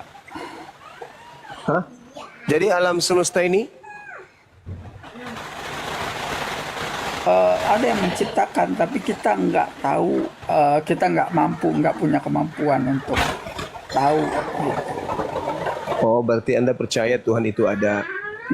Tapi kita nggak punya kemampuan. Berarti Tuhan itu menurut saudara mulia atau terhina? Mulia. Mulia. Berarti pandangan saudara terhadap sosok yang digantung secara terkutuk itu bagi saudara Kristen itu Tuhan atau bukan? Bukan. Oh, sama berarti kita, Bang. Tapi ya cuman tahu Tuhan itu ada, tapi kita nggak punya kemampuan untuk nggak punya kemampuan untuk, ya mungkin jawabannya adalah percaya akhirat atau tidak, mungkin itu. Iya, Tuhan itu tidak perlu kita lihat. Cukup melihat apa yang ada pada diri kita, kita udah tahu Tuhan itu ada. Maka tugas kita hanya beriman bahwa Tuhan itu ada dan Tuhan menginginkan kemudian ketaatan terhadap diri kita. Assalamualaikum warahmatullahi wabarakatuh. Abangku Bang Arif. Barakallahu fiik. Seperti itu saudara Bang Darlis. Jadi Tuhan tidak perlu kita cari, Tuhan itu harus ada, nampak, lahir, turun ke bumi. Enggak. Tuhan itu maha melihat, Tuhan itu maha mendengar, Tuhan itu maha mengetahui. Jadi kita yang adalah ciptaan, ya cukup menyembah, maka dia melihat. Cukup berdoa, maka dia mendengar. Cukup kita perlihatkan ketaatan, maka dia mengetahui. Jadi tidak perlu kita sibuk mencari Tuhan. Tuhan itu yang mana ya? Nggak perlu. Tuhan itu maha suci. Tuhan itu maha tinggi. Makanya kami umat Islam ketika di rumah ibadah, kami tidak ada kemudian karikatur Tuhan di sana. Misalnya patungnya, atau fotonya, atau gambarnya. Kami nggak ada. Karena kenapa? Tuhan itu melihat. Tuhan itu mengetahui. Tuhan itu maha mendengar. Dimanapun kita kemudian berada, Tuhan tahu. Kenapa kami ke masjid? Karena itu tempat suci. Maka kami beribadah menyembah di sana. Di rumah juga kami bisa beribadah, dimanapun kami boleh beribadah. Tetapi khusus masjid, itu kami yakin sana tempat suci. Karena itu sudah menjadi kaidah dalam agama kami, gitu Bang. Jangankan melihat dan mendengar, dia aja udah tahu apa yang akan terjadi nanti. Kalau Nah itulah. jangankan Itulah tuh. melihat dan mendengar, dia aja udah pasti tahu apa yang akan terjadi nanti. Ya, maka tidak perlu kita membuat mediator kan? Ya. Miniatur Tuhan tidak perlu kan? Ya. Ya, cukup kita beribadah saja. Maka Tuhan dengar, Tuhan lihat. Jadi kesimpulannya apa ya? Saya agak kurang tahu mengenai kalau Tuhan itu sudah tahu apa yang akan terjadi. Kalau dari sisi kemanusiaan kita pasti itu sesuatu yang nggak adil atau gimana? Saya nggak ngerti. Adil lah Bang. Karena kita diberi akal, kita diberi kehendak untuk memilih. Adil Tuhan itu. Iya, maksud saya apa namanya, kehendak memilih itu kan ciptaan Tuhan juga. Jadi apa namanya, kita berakal juga, akal itu ciptaan juga gitu. Jadi apa ya, itu ciptaan, tapi maksudnya ya dia tahu akan yang terjadi dengan secara tepat gitu. Dia bakal tahu apa yang akan terjadi. Tapi dari sudut pandang Tuhan, ya itu maha kuasa dia. Tapi dari sudut pandang manusia, kalau nasibnya seperti itu serasa gimana ya? Kalau kita manusia Bang, dikasih ilmu pengetahuan, memegang bara api akibatnya apa kan gitu ya? Ya Panas. maksudnya pengetahuan itu kan ada variabel yang kita pahami gitu kan. Tuhan itu kan melebihi itu semua. Ada variabel yang kita tidak pahami kan. Tapi Tuhan tahu variabel yang kita tidak tahu gitu. Saya rasa Tuhan sudah menurunkan kemudian kaidah-kaidah seperti misalnya ini jangan, ini boleh kamu lakukan. Kalau kamu melanggar, ini konsekuensinya. Sama seperti bara api panas, sudah tahu panas jangan dipegang, karena kalau dipegang pasti melepuh tangannya. Nah, itulah yang terjadi.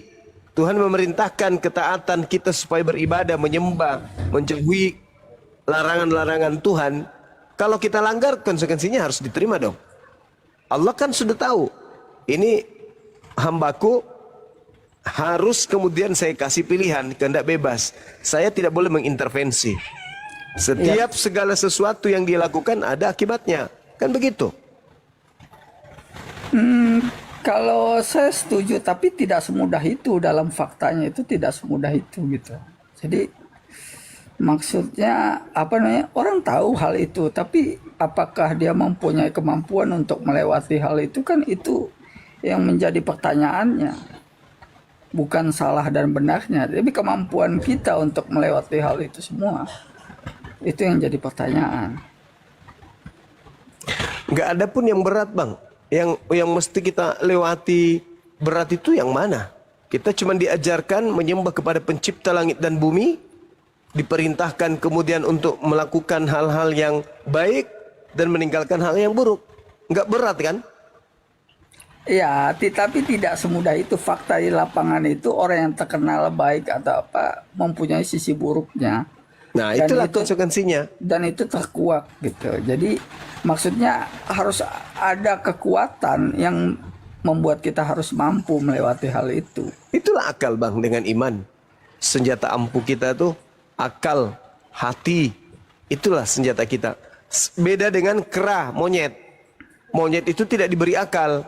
Mereka tidak bisa membedakan antara mana yang hak, mana yang batil. Kalau kita senjatanya udah lengkap kok. Ada akal, itu udah cukup bagi kita untuk sampai kepada kebenaran itu. Ya tidak semudah itu. Saya contohkan kan apa namanya, iblis itu tahu siapa Tuhan, siapa ciptaan, dia tahu. Tapi kan dia nggak bisa melewati hal itu gitu. Karena mereka sombong. Sama dengan kita manusia. Ketika Iya. kita diperintahkan sujud tapi kita tidak sujud, berarti kita seibarat dengan iblis, sama dengan iblis, segolongan dengan iblis. Kan gitu, Bang. Iya, maksudnya enggak itu bukan sesuatu yang mudah gitu maksudnya. Buktinya banyak di antara manusia yang melakukan itu.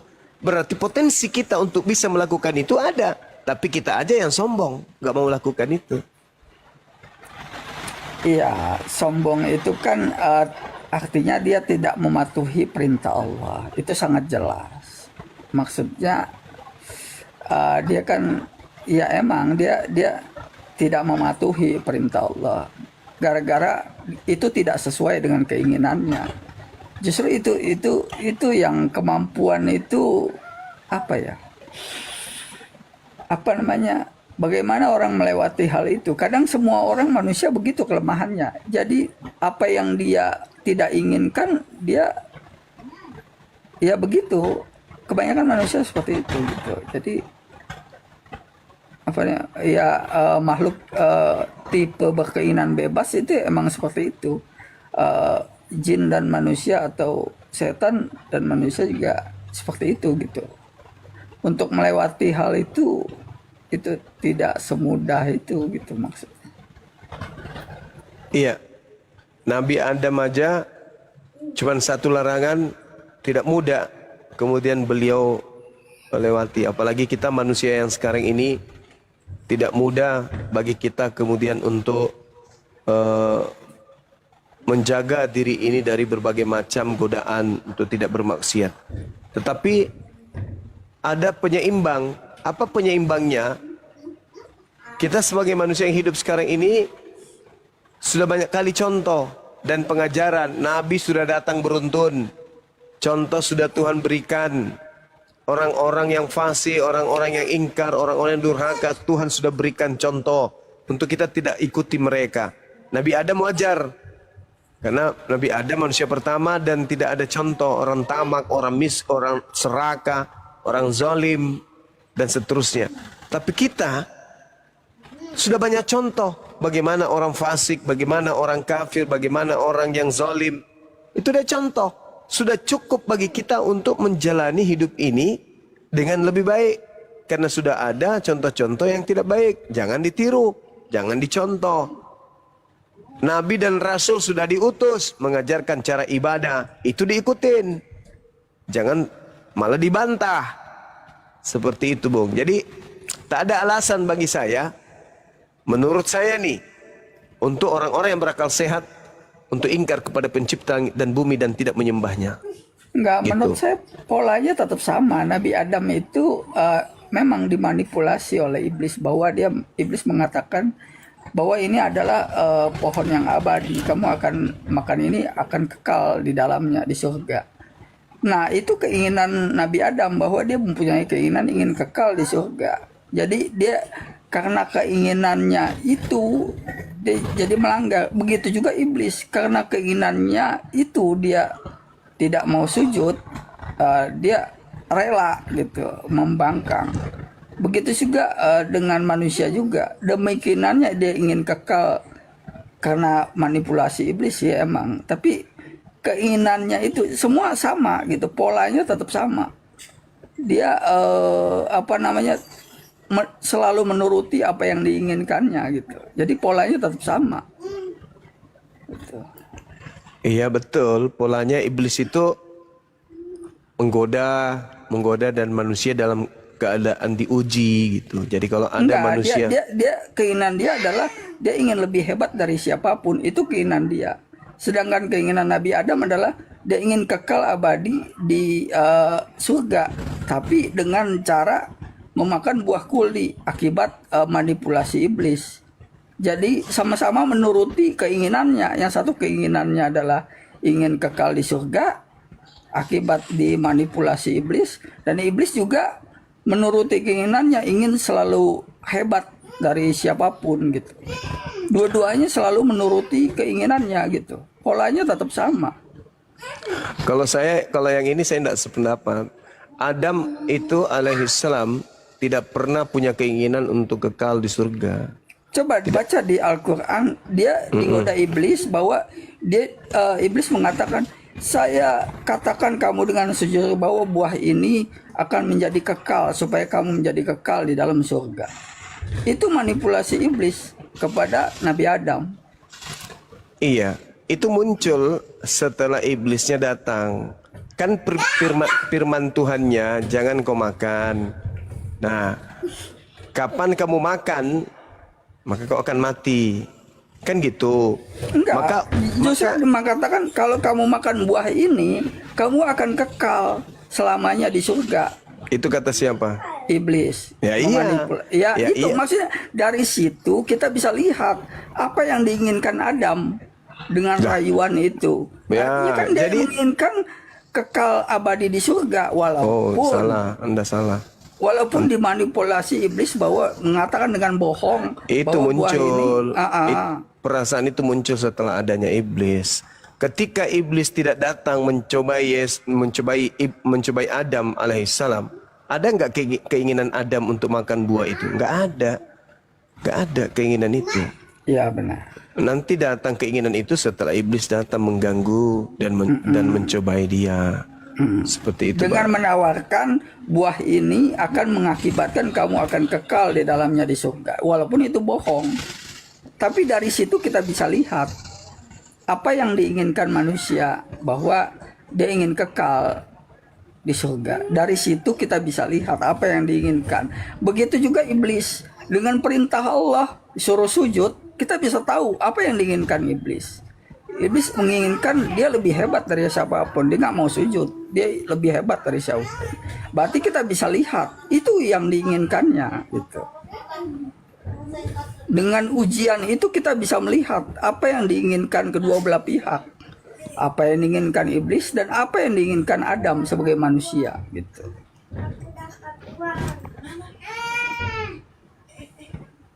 Oke, yang lain silakan dilanjut.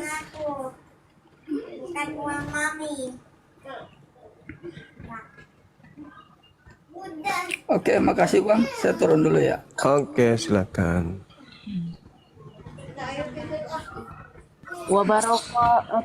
Wabarakatuh. Islam atau Kristen, Bang? Kristen. Oke. Bang Zuma, tafadhal insyaallah. Iya, silakan Bung. Iya, Apa yang ingin kita bahas? ikut aja. Oke, baik. Kalau kami, Tuhan itu maha mulia. Kalau Anda, Dia mulia. lalu yang mati terkutuk siapa? Tuhan yang datang sebagai manusia. Berarti tidak mulia. Dia menjadi tidak mulia. Berarti dia bukan Tuhan. Dia tetap Tuhan menjadi manusia. Berarti dia Tuhan yang tidak mulia. Dia Tuhan yang tidak menjadi mulia. Bagaimana ini?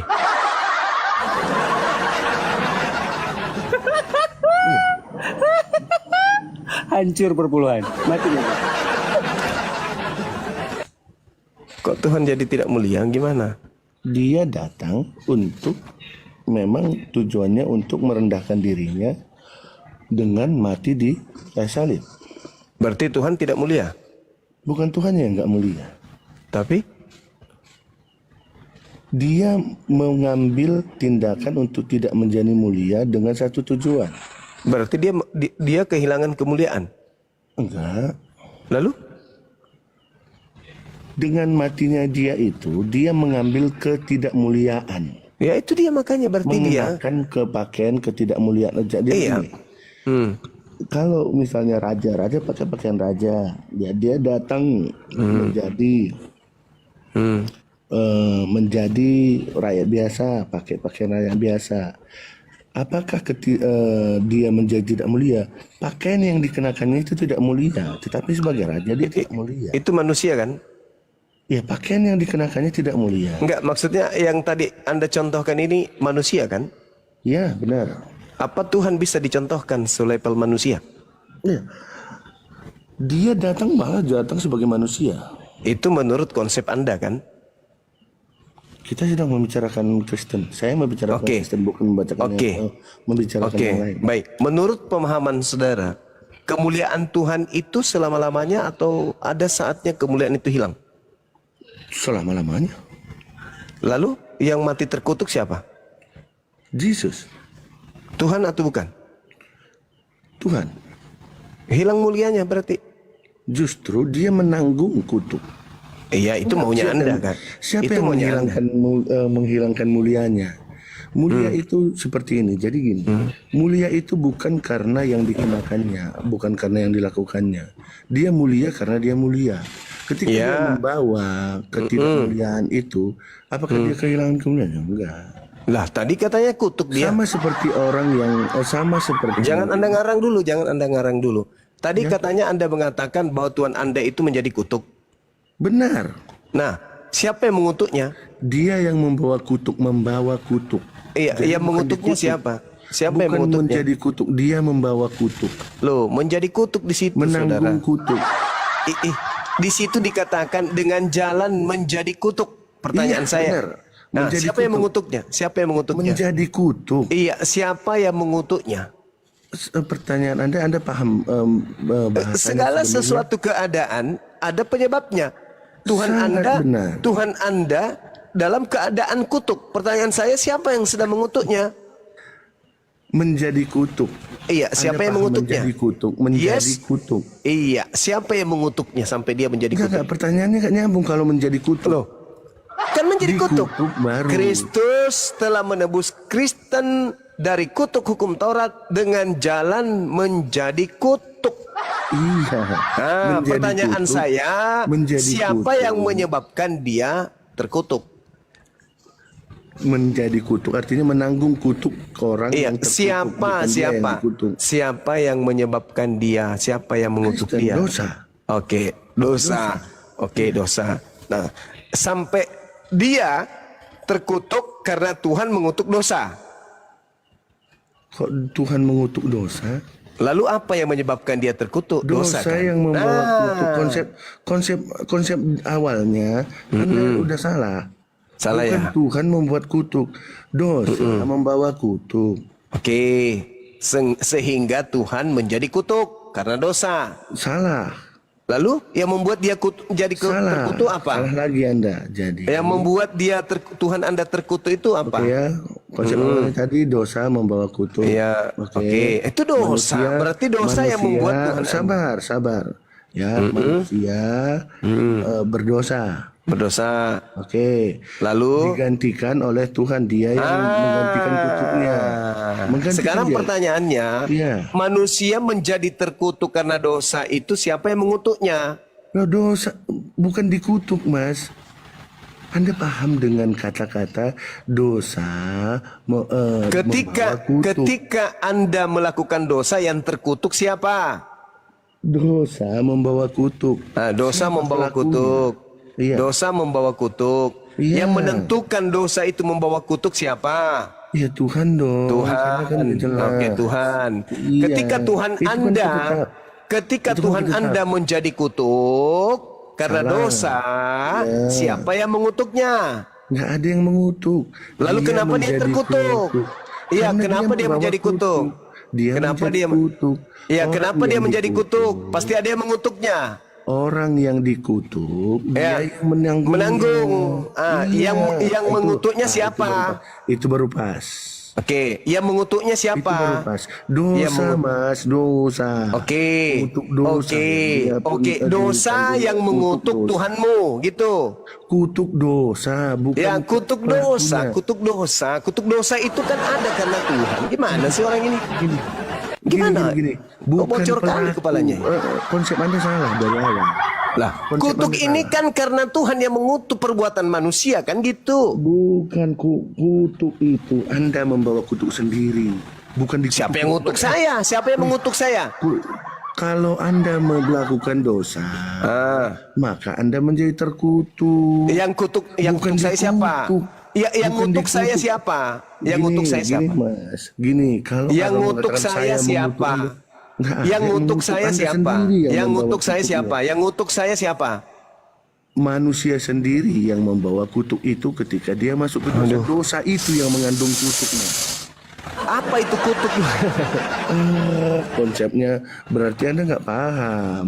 Iya, iya, Anda saya yang nggak paham. Anda siapin Iya. itu, Iya. berarti Anda nggak paham. Dosa Oke. itu mengandung kutuk. Dosa Sini ya, mengandung kutuk. Contoh ya, saya katakan ya, makanan ini Silakan. mengandung babi. Ya. Makanan yang mengandung babi. Anda makan. Anda tanya Oke. siapa yang Berarti membabikan mengandung Anda? babi siapa? Sekarang saya tanya, siapa Makanan, yang, kan ketika gitu. Anda mengandung babi, ketika Kok saya Anda yang mengandung siapa babi? yang membabikan Anda? Pertanyaan apa itu? Oke, baik. Pertanyaan Baik. apa yang Anda lakukan Oke, itu? baik. Saya ambil analoginya boleh ya. Makanan yang mengandung babi. Ya, Manusia yang mengandung kutuk. salah. Dosa yang mengandung kutuk. Dosa. Dosa mengandung kutuk. Oke. Pada Akibat saat dosa, saya maka berbicara, Anda melakukan pada saat mendapat saya berbicara kutuk. makanan mengandung babi, kutuk di situ statusnya makanan atau babi? Babi. Babi. Makanan mengandung babi. Oke. Nah, ketika Yesus mengandung kutuk, Menanggung. ya menanggung kutuk berarti dia menanggung dosa. Akibatnya, menanggung akibat dari dosa itu. Jadi, Tadi nasi mengandung babi, ada nggak akibat di situ, Bang? loh, jadi yang dikandung itulah yang menimbulkan akibat. Oh, pesilat lidah ini. Sederhana. Pesilat Tapi lidah Anda nggak ini ya. paham, Pesilat lidah Anda ini ya. Enggak, Anda yang nggak paham. Oke, saya nggak paham. Karena konsep dasar Oke, aja oke. Anda Lawan nggak kata paham. dari kutuk itu apa, Bang? Berkat. Berkat. Oke. Atau mulia ya. Betul ya? Berkat. Berkat. Kutuk berkat itu kan laknat. Laknat itu sesuatu yang hina. Terhina dia. Makanya dikutuk. Berkat. Lawan dari kutuk itu berkat. Jangan salah. Mati Jangan meja, pasain. hancur, mati, Saya mati. tidak akan Anda. Oke, oke. Di kitab saya jelas dikatakan pilih hari ini kamu pilih berkat atau pilih kutuk. Jadi bukan Oke. mulia atau kutuk. Oke, Jadi kalau baik. di kitab Anda dibedakan seperti itu ya silakan aja. Oke, Tapi baik, saya membacakan, baik. mengatakan sesuai dengan konsep saya. Baik, oke, baik. Yang dikutuk ini Tuhan atau setan? Tidak ada dikutuk. Yang di dalam Taman Eden siapa yang dikutuk? Apa kutuknya? Mati meja. Apa Anda nggak kutuknya? ngerti? Apa nggak ngerti kutuk Apa itu? kutuknya? Yang dikutuk di Taman Eden itu Tanah yang dikutuk. Ya, bukan iblis. Terkutuklah tanah. Bukan Tanah iblis. engkau. Ya, Bukan kita baca, coba baca. Bukan iblis. Saya nggak baca pula. Iblis juga dikutuk. Oke, Adam dikutuk gak? Nggak ada kata-kata kutuk di situ. Oke, berarti yang dikutuk iblis ya? Ya, tanah juga terkutuk karena engkau. Oke, tanah juga dikutuk. Adam ada nggak dikutuk? Nggak ada kata-kata kutuk. Nggak ada. Berarti kutuk siapa yang diloloskan? Siapa yang diloloskan kutuknya oleh Yesus disalib, Bang? Dosa membawa kutuk. Hei, saya ulang lagi ya. Saya ulang lagi. Yang dikutuk di Gan Eden ini Adam atau iblis? Dikutuk. Saya nggak baca ininya, Mas. Saya nggak hafal kata-kata kutuk. Saya sederhana aja. Saya tahu Anda minim. Saya tahu, saya paham. Makanya saya ikuti iramanya tadi. Yang dikutuk di Gan Eden ini Kalau Adam Anda atau tahu iblis? saya minim, pertanyaan Anda saya katakan, saya nggak tahu kata-kata kutuk. Saya nggak mau terjebak dengan Anda. Saya Makanya kasih saya turun katakan, selevel baca- anak TK. Yang baca penting Angga. Anda ngerti Bible. Yang dikutuk di Gan Eden itu iblis atau Adam? Pertanyaan Anda itu tidak mempunyai dasar. Kalau Anda membacakan ayatnya, boleh saya katakan Yang dikutuk di Gan Eden itu Adam atau ular? Mana ayatnya? Alamak, pertanyaan saya itu loh sederhana loh, Karena teman-teman. Anda membuat sesuatu pertanyaan dengan mempertanyakan saya tanpa ada ayatnya. Apa yang Anda pertanyakan? Saya tanya, yang dikutuk di Gan Eden. Mana ayatnya? Saya bertanya yang dikutuk. Mana Saya tidak mengatakan ada ayat. Saya Kalau bertanya. nggak ada ayatnya ngapain Anda bertanya segala sesuatu? Lalu dari mana Anda tahu kutuk-kutuk itu dari mana Anda dapat Tadi ilmunya? Anda yang membacakan, Mas. Anda yang membacakan. Ya udah Anda katakan turun. Anda ke gereja, terkutuklah colok orang pantat yang- pendeta biar Anda sehat. Boleh Anda turun silakan. Bagus, terima kasih. Bener Bang Juma, Kristen makin aneh-aneh. Entahlah bingung. Iya. Karena menyembah makhluk terkutuk. Otaknya udah terkutuk, otaknya nggak ada yang normal otaknya. Allah karim. Diikuti iramanya juga percuma. Kita dibawa mutar-mutar, ikut gila juga nanti kita kalau ikuti maunya. Izin sahabat tamu baru Bang Hifzul. Bang Hifzul. Bang Yorifal Hifzul. Islam atau Kristen, Bang? Selamat malam, Bang Yori. Bang Yori, monitor. Panggilan ketiga, Bang Yori. Oke, nggak ada jawaban. Oke, dilanjut, Bang Zuma. Iya, jelas-jelas ya di dalam kitab yang mereka ambil dari agama Yahudi yang dikutuk di dalam Kejadian 3 itu iblis. Tertulis di dalam nomor 14 kata Tuhan kepada si ular tua iblis ini ya, karena engkau berbuat demikian terkutuklah engkau di antara segala ternak. Kan ya. Jadi yang dikutuk di situ jelas iblis. Yesus datang membebaskan kutuk. Berarti Yesus mati di atas tiang salib membebaskan kutukan Tuhan kepada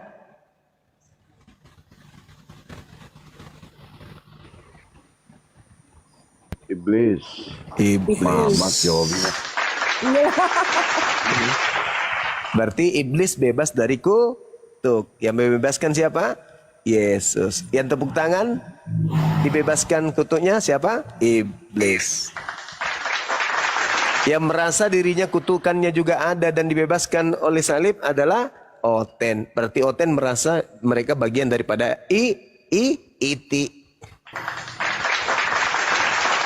Umat Islam merasa enggak kalau dia dikutuk sampai harus ada yang mati nebus kutukan itu untuk Islam? Enggak dong. Sedangkan jelas di kitab Kejadian 3:14 yang dikutuk iblis, Yesus datang membebaskan kutuk. Berarti Yesus datang membebaskan iblis. Kasihanlah mereka ini. Nah kan Oten makin berserak, Mel, naik lagi Mel. Pasien berikutnya. Ten jangan keluar di bawah di jambak kagak mau naik. Oten ini jadi pecundang. Ayo naiklah. Bawa akal.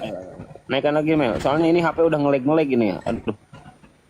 Ya, King Queen 2. King Queen 2, selamat malam. Islam atau Kristen?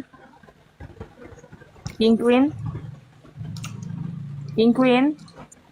Panggilan ketiga King Queen. Udah duduk belum Ustadz? King Queen? Oke, tidak ada jawaban. Turunin.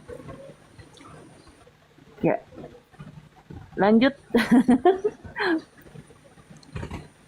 Nggak ada pasien. Istirahat dulu. Bikin kopi. Iya. Benar-benar Gurunda bikin kui Oten kagak usah dilayanin Gurunda, pusing Oten kagak jelas. Allah. Nggak ada lagi Mel yang mau naik. Ini bener ngelag saya nggak bisa naikin orang ini. Belum ada lagi. Belum ada yang naik. Nah kan bersera kan 2,5 bersera karena di blosnya dibongkar malam.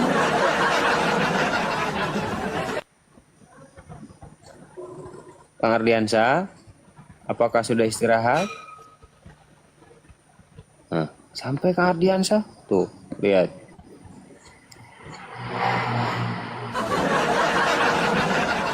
Nah, sekarang waktunya Bang Dewa, Mel. Silakan Bang Dewa. Fadol Bang Dewa. Ya, bernarasi dulu Bang Dewa. Nggak ada pasien. Nanti kalau ada pasien. Giliran kagak ada Oten, diserahin sama gua katanya. Melani kagak jelas. Tunangan ada nggak di bawah tunangan?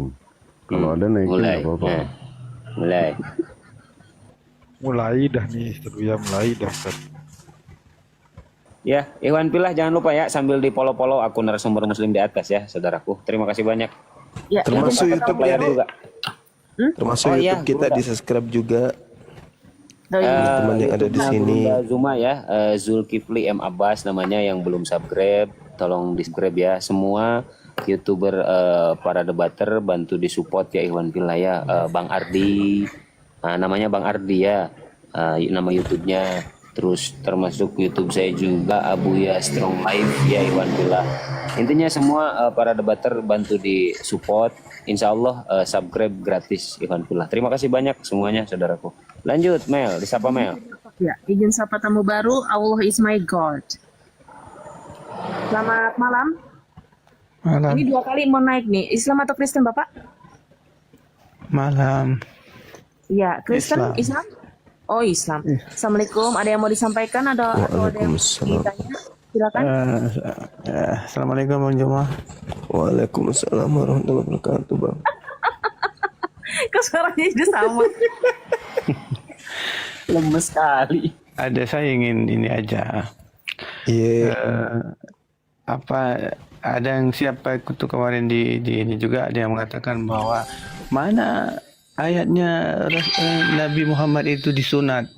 Bingung saya jawabnya. Kenapa harus ikuti maunya dia, Bang? Enggak, itulah karena kan dia kan minta dalil kan. Iya, dia tapi bilang Tunggu Bang Suma, itu Allah itu Bang, kok Allah is my God? Is my God itu ini ya, ke Komalia Kristen gitu.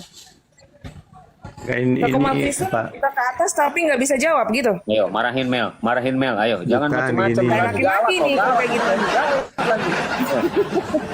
halo. Abang naik ke atas, naik ke Komalia Kristen. Enggak, kan ada di Komal Komal Islam. Debat-debat juga seperti ini kalau nggak salah. Iya, kalau misalnya ya? di dalam Al-Quran tidak ada perintah sunat, lantas kita umat Islam bersunat, apa ada hukum yang kita langgar? Enggak, itulah makanya kan ketika kita berdialog dengan itu nggak kita kasih bukti, kan dia akan ngenyek terus kan? Enggak, maksudnya kan tidak penting pun kita jawab itu. Apa pentingnya coba? Karena gitu. Iya, kita tinggal jawab aja. Enggak ada perintah bersunat di dalam Al-Quran. Tapi perintah mengikuti milah Ibrahim ada. Apa itu milah? Ajaran kan? Al-Quran surah An-Nahl ayat 123. Percaya enggak saudara Kristen kalau Nabi Ibrahim itu diperintah Tuhan untuk bersunat? Jawabannya percaya. Nah, kami pengikut milahnya, ajaran itu. Di mana Al-Quran surah An-Nahl ayat 123. Nah, sekarang kalau kami bersunat, ada nggak perintah Tuhan yang kami langgar? Tidak ada. Sebaliknya, perintah Tuhannya ada di dalam Bible untuk bersunat. Dan Kristen mengambil Bible itu sebagai pegangan agamanya. Kenapa Kristen tidak bersunat? Sedangkan Bible yang dipegangnya itu ada perintahnya untuk bersunat. Nah, jadi yang punya beban untuk menjawab itu mereka, bukan kita. Oke, satu lagi Bang. Ya, silakan. Ada juga saya ikuti yang kemarin tuh mengenai ditanya nabi kalian itu wujud apa enggak? Wujud sebagai manusia. Iya, Kenapa enggak ada gambarnya? Sedangkan Yesus ada gambarnya. Adam itu wujud atau tidak? Iya, saya mau jawab gitu. Kenapa nabi yang lain enggak ada gambarnya? Maksudnya gitu. Masya Allah. Itu hanya akal-akalan mereka aja.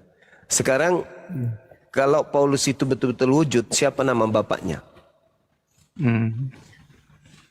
Atau jangan-jangan dia lahir tanpa ayah, tanpa ibu? Nama ibunya siapa, nama bapaknya siapa? Kan nggak terkenal juga kan?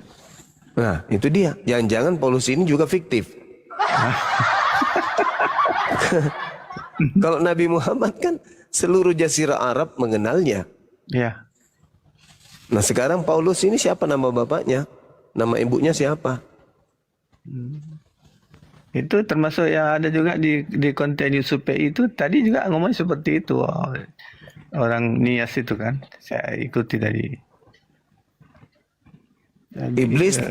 Iblis tidak ada bapaknya, tidak diketahui siapa bapaknya, siapa ibunya. Paulus juga demikian. Bedanya di mana?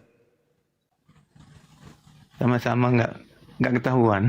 Tidak ketahuan. Tapi sama-sama mengajarkan satu pengajaran. Iya. Iya kan? Iblis Oke. menyesatkan. Nah, Paulus juga mengajarkan konsepnya. Apa bedanya ya? Kalau Nabi Muhammad kan silsilahnya jelas. Saya kira begitu, saudara. Oke, Bang Baik. Doma, terima kasih. Siap. Sama-sama. Pencerahannya. Assalamualaikum. Waalaikumsalam warahmatullahi wabarakatuh. Bang, saya tambahin sedikit, Bang. Iya. Mengenai soal apa sih namanya soal sunat itu, kan di dalam kitab Kejadian 17 ya, itu perjanjian antara Nabi Abraham alaihissalam itu dengan Allah Subhanahu wa taala. Sementara yang namanya sunat itu untuk keturunannya Abraham.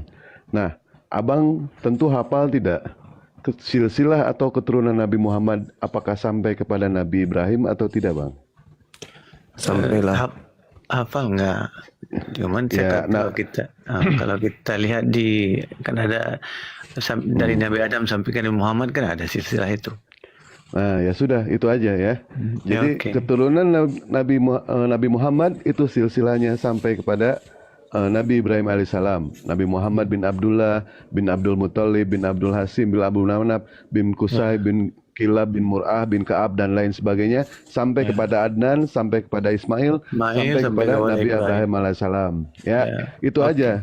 Malah ada hoten yang mengatakan, Bang, di mana dalilnya yang mengatakan Hasan Hussein disunat. Kan kita jadi bingung, Bang, bacanya. Loh, ini gimana hoten ini nyari pertanyaan yang tidak ada jawabannya? Mereka jadi tidak membutuhkan jawaban, ya. Biarkan saja sudah, ya. Seperti itu ya, udah ya. Oke, Baik. Siap. Jazakumullah khair. Baik. Ya, oke, assalamualaikum. Assalamualaikum warahmatullahi. Ya, Bang Cimat, selamat malam. Islam atau Kristen? Dia langsung ngopi ini pakai begini nih pasti. Turunin dulu.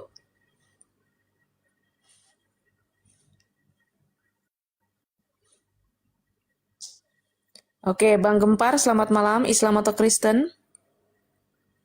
Bang Gempar? Bang Gempar? Bang Gempar? Bang Gempar monitor? Nggak ada jawaban. Namanya bagus ini, Gempar. Bikin gempar aja ini. Ataunya diem. Tapi kok ini gambarnya begini ya? Itu gambarnya begitu, nggak jadi deh. Apaan sih?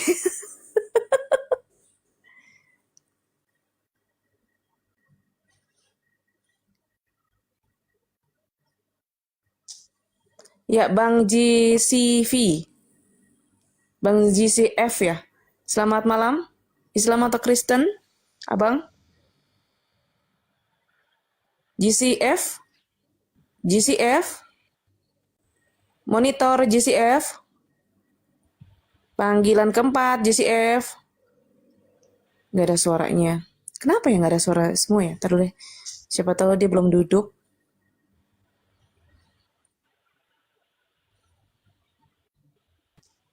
Oke, Bang XN. Bang XN. Bang XN, monitor. Bang XN.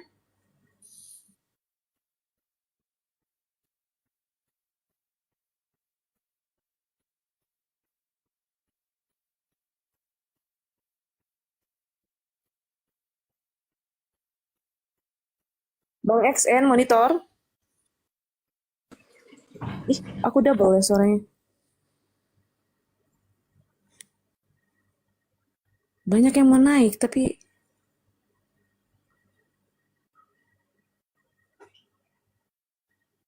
yang Islam tolong jangan naik dulu ya, soalnya yang diutamakan Kristen ya.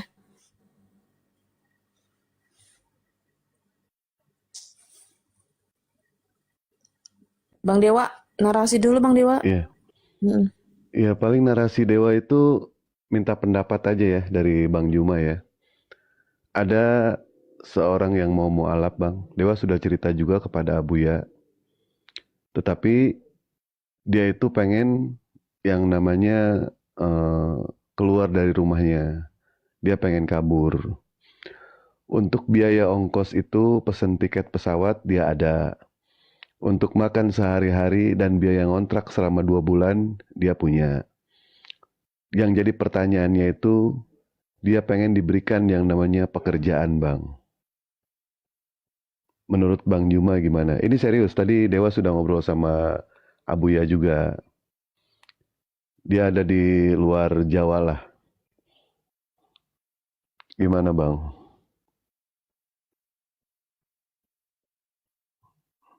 Jualan kacang Juma. Aduh. Ya udahlah. Izin Bang Muhadea, kalau itu aku juga pernah dapetin itu Bang Dewa.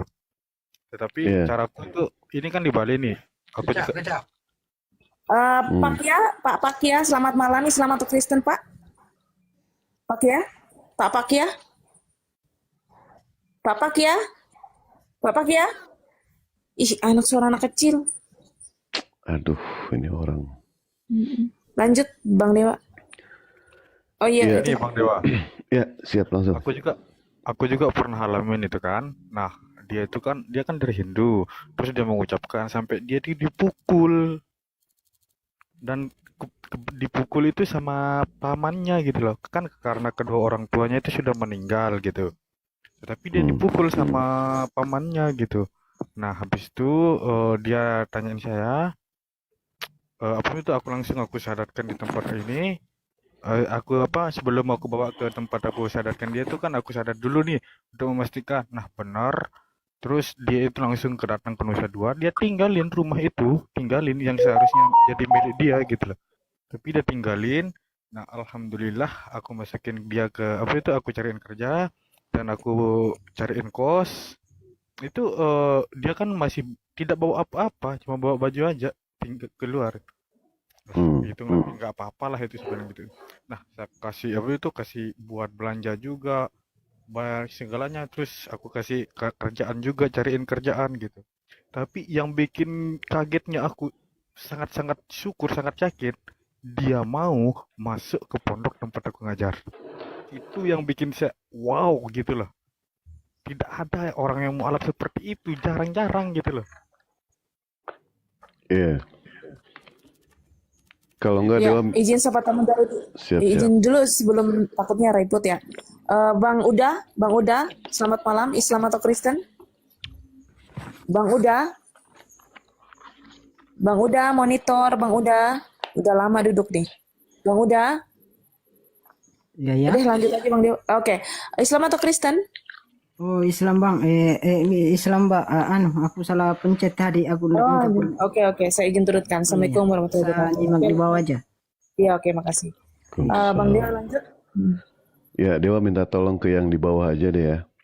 Andaikan yang di bawah bisa memperkerjakan seorang perempuan usia 25 tahun, dia tidak minta uang, tidak minta apapun juga, dia cuma minta pekerjaan. Posisinya di mana itu? Nantilah Dewa inian ya. Nanti Ya, itu DM. ntar lo aja lah. Baik. Dia pokoknya di luar Jawa. Dia di luar Jawa. Oh, di luar Jawa, biar suruh aja ke sini. Baik. Ke Bali. Dia pengennya ke Jakarta katanya. Ke Jakarta, ke Bandung, ke Bogor. Dia pengen ninggalin yang namanya di rumahnya. Di rumahnya itu pengen keluar di situ. Karena kita tahu ya resikonya mualaf itu seperti apa sama keluarganya. Makanya beliau pengen yang namanya hanya diberikan pekerjaan saja. Ongkos tiket dia punya. Untuk makan dia ada, untuk bayar sewa. Bang Dewa, ongkos. di bawah bilang katanya mau jaga toko enggak, Om? Coba Bang DM Dewa? ke Dewa aja ya. DM ke Dewa ya. Siapapun juga DM Bang ke Dewa, Adila. silakan. Ini Bang Dewa, nanti coba ditanyain, biar kalau dia mau, biar langsung suruh ke Bali, biar langsung aku masukin ke pondok tempat ini. Kalau biayanya jangan pikirkan lah kalau biaya pondok gitu. Siap. Dia kalau dia seorang mau mondok. perempuan pokoknya. Dia seorang perempuan umur 25 tahun. Ya. Iya, gitulah. biar sambil kerja sambil mondok dia. Kalau biaya pondoknya janganlah hitung-hitung gitu, jangan pikirkan gitu. Kalau biaya pondoknya, tapi intinya dia itu niat belajar saja gitu. Iya, iya. Tadinya rencana sih mau Dewa nikahin gitu kan. Apa Dewa nikahin aja nih ya. Cuma ya Dewa sendiri nggak ada uang buat nikahin dia gitu. Nggak Ya kalau ngerti, ada, Bang. Kebiasaan Bang Dewa. soalnya orangnya cakep Mel, sumpah kok cakep. Tanya Abuya deh, Abuya udah dikasih fotonya tuh sama Dewa. Ya, cakep. Oh, dia buat Bang Dokter aja tuh. Jadi istri Bang Dokter. Iya, Dokter. Bang Dewa, gua ngelihat fotonya sambil juga. melek, kagak jelas itu fotonya, kagak jelas. Bang Adilan, katanya mau jaga toko nggak Om? Saya di Jakarta. Ya udah DM Bang Dewa Boleh, aja ya Bang DM Adilan. Dewa aja ya. DM ke Dewa ya. Yang penting intinya dia poinnya itu cuma datang ke Jakarta minta pekerjaan. Kalau mau di Bandung boleh, di mana aja boleh sih, dia mau. Di mana aja dia bisa. Nah, dia cuma lulusan SMA. Dewa cuma minta pesan itu lindungi dia. Ajarkan dia mengenai sholat. Ajarkan dia mengenai Islam. Itu aja Dewa mintanya. Ya. Kalau ada yang memperistri silahkan. Yang penting jaga dia. Gitu aja pesan Dewa. Kalau soal cantik dijamin sama Dewa 100% lah. Kulitnya putih sampai ke tulang-tulang putihnya ini. Kalau Abuya kan, kalau Bunda Molly kan warna kulitnya abu-abu, warna ininya tulangnya abu-abu. Kalau ini mah putihnya sampai ke tulang-tulang pokoknya ya. Pokoknya TOP BGT lah. Gitu ya, Tuan Pilah, silakan DM ke Dewa nanti. Kita telepon-teleponan. Naik kan Mel, pasien. Katanya Bang Dewa, katanya Meridian, saya juga dicarikan pasangan dong Bang Dewa. DM Bang Dewa, oke? Mana hama-hama selanjutnya nih mana? Astagfirullahaladzim. Ke Malaysia, kejauhan Malaysia. Hewan Bela Oten punah. Oten punah. Selamat malam, Bra. Bang Bra, selamat malam. Bang Bra, selamat malam. Bang Bra, selamat malam. Ini, ya Bang Bra, selamat malam. Bang Bra monitor. Aduh. Ngomong, woi. Bang Bra, selamat malam. Panggilan ke banyak. Yaudah, kagak ada ya. Diturunin ya Ustadz. Kalau nggak monitor turunin Mel, turunin. Iya udah turunin. Bang Cak, selamat malam. Bang Cak, selamat malam. Selamat malam. Assalamualaikum Iya. warahmatullahi wabarakatuh. Oh, waalaikumsalam warahmatullahi wabarakatuh. Waalaikumsalam warahmatullahi Ada yang mau disampaikan atau ada yang mau ditanya, silakan. Saya ingin menyampaikan, Silakan. bisa nggak apologet ini tolong saya? What's wrong? Ada apa? Saya nih ada di Kepulauan Anambas. Posisinya di lingkungan non-muslim. Halo? Lanjut. Di sini nggak ada rumah ibadah. Tolonglah. Bisa nggak nolongin lanjutin rumah ibadah di daerah Anambas ini? Nanti itu konsultasi sama pihak API aja Bang ya. Kalau itu Bang ya. Nanti dilanjut ke pihak API aja nanti ya. Nanti pihak API ada di sana kan, API, nanti boleh. Ini turunin sampah ini Mel. Sampah Soalnya ini nih udah 30%. Mungkin dananya mungkin nggak ada. Iya, nanti konfirmasi aja nanti sama API ya. Mudah-mudahan aja API mau bantu Cak ya. Ya Cak ya. Iya. Kasihan anak-anak sini kadang ngaji di rumah saya, kadang di rumah itu ganti-gantian gitu, Pak. Bang. Siap.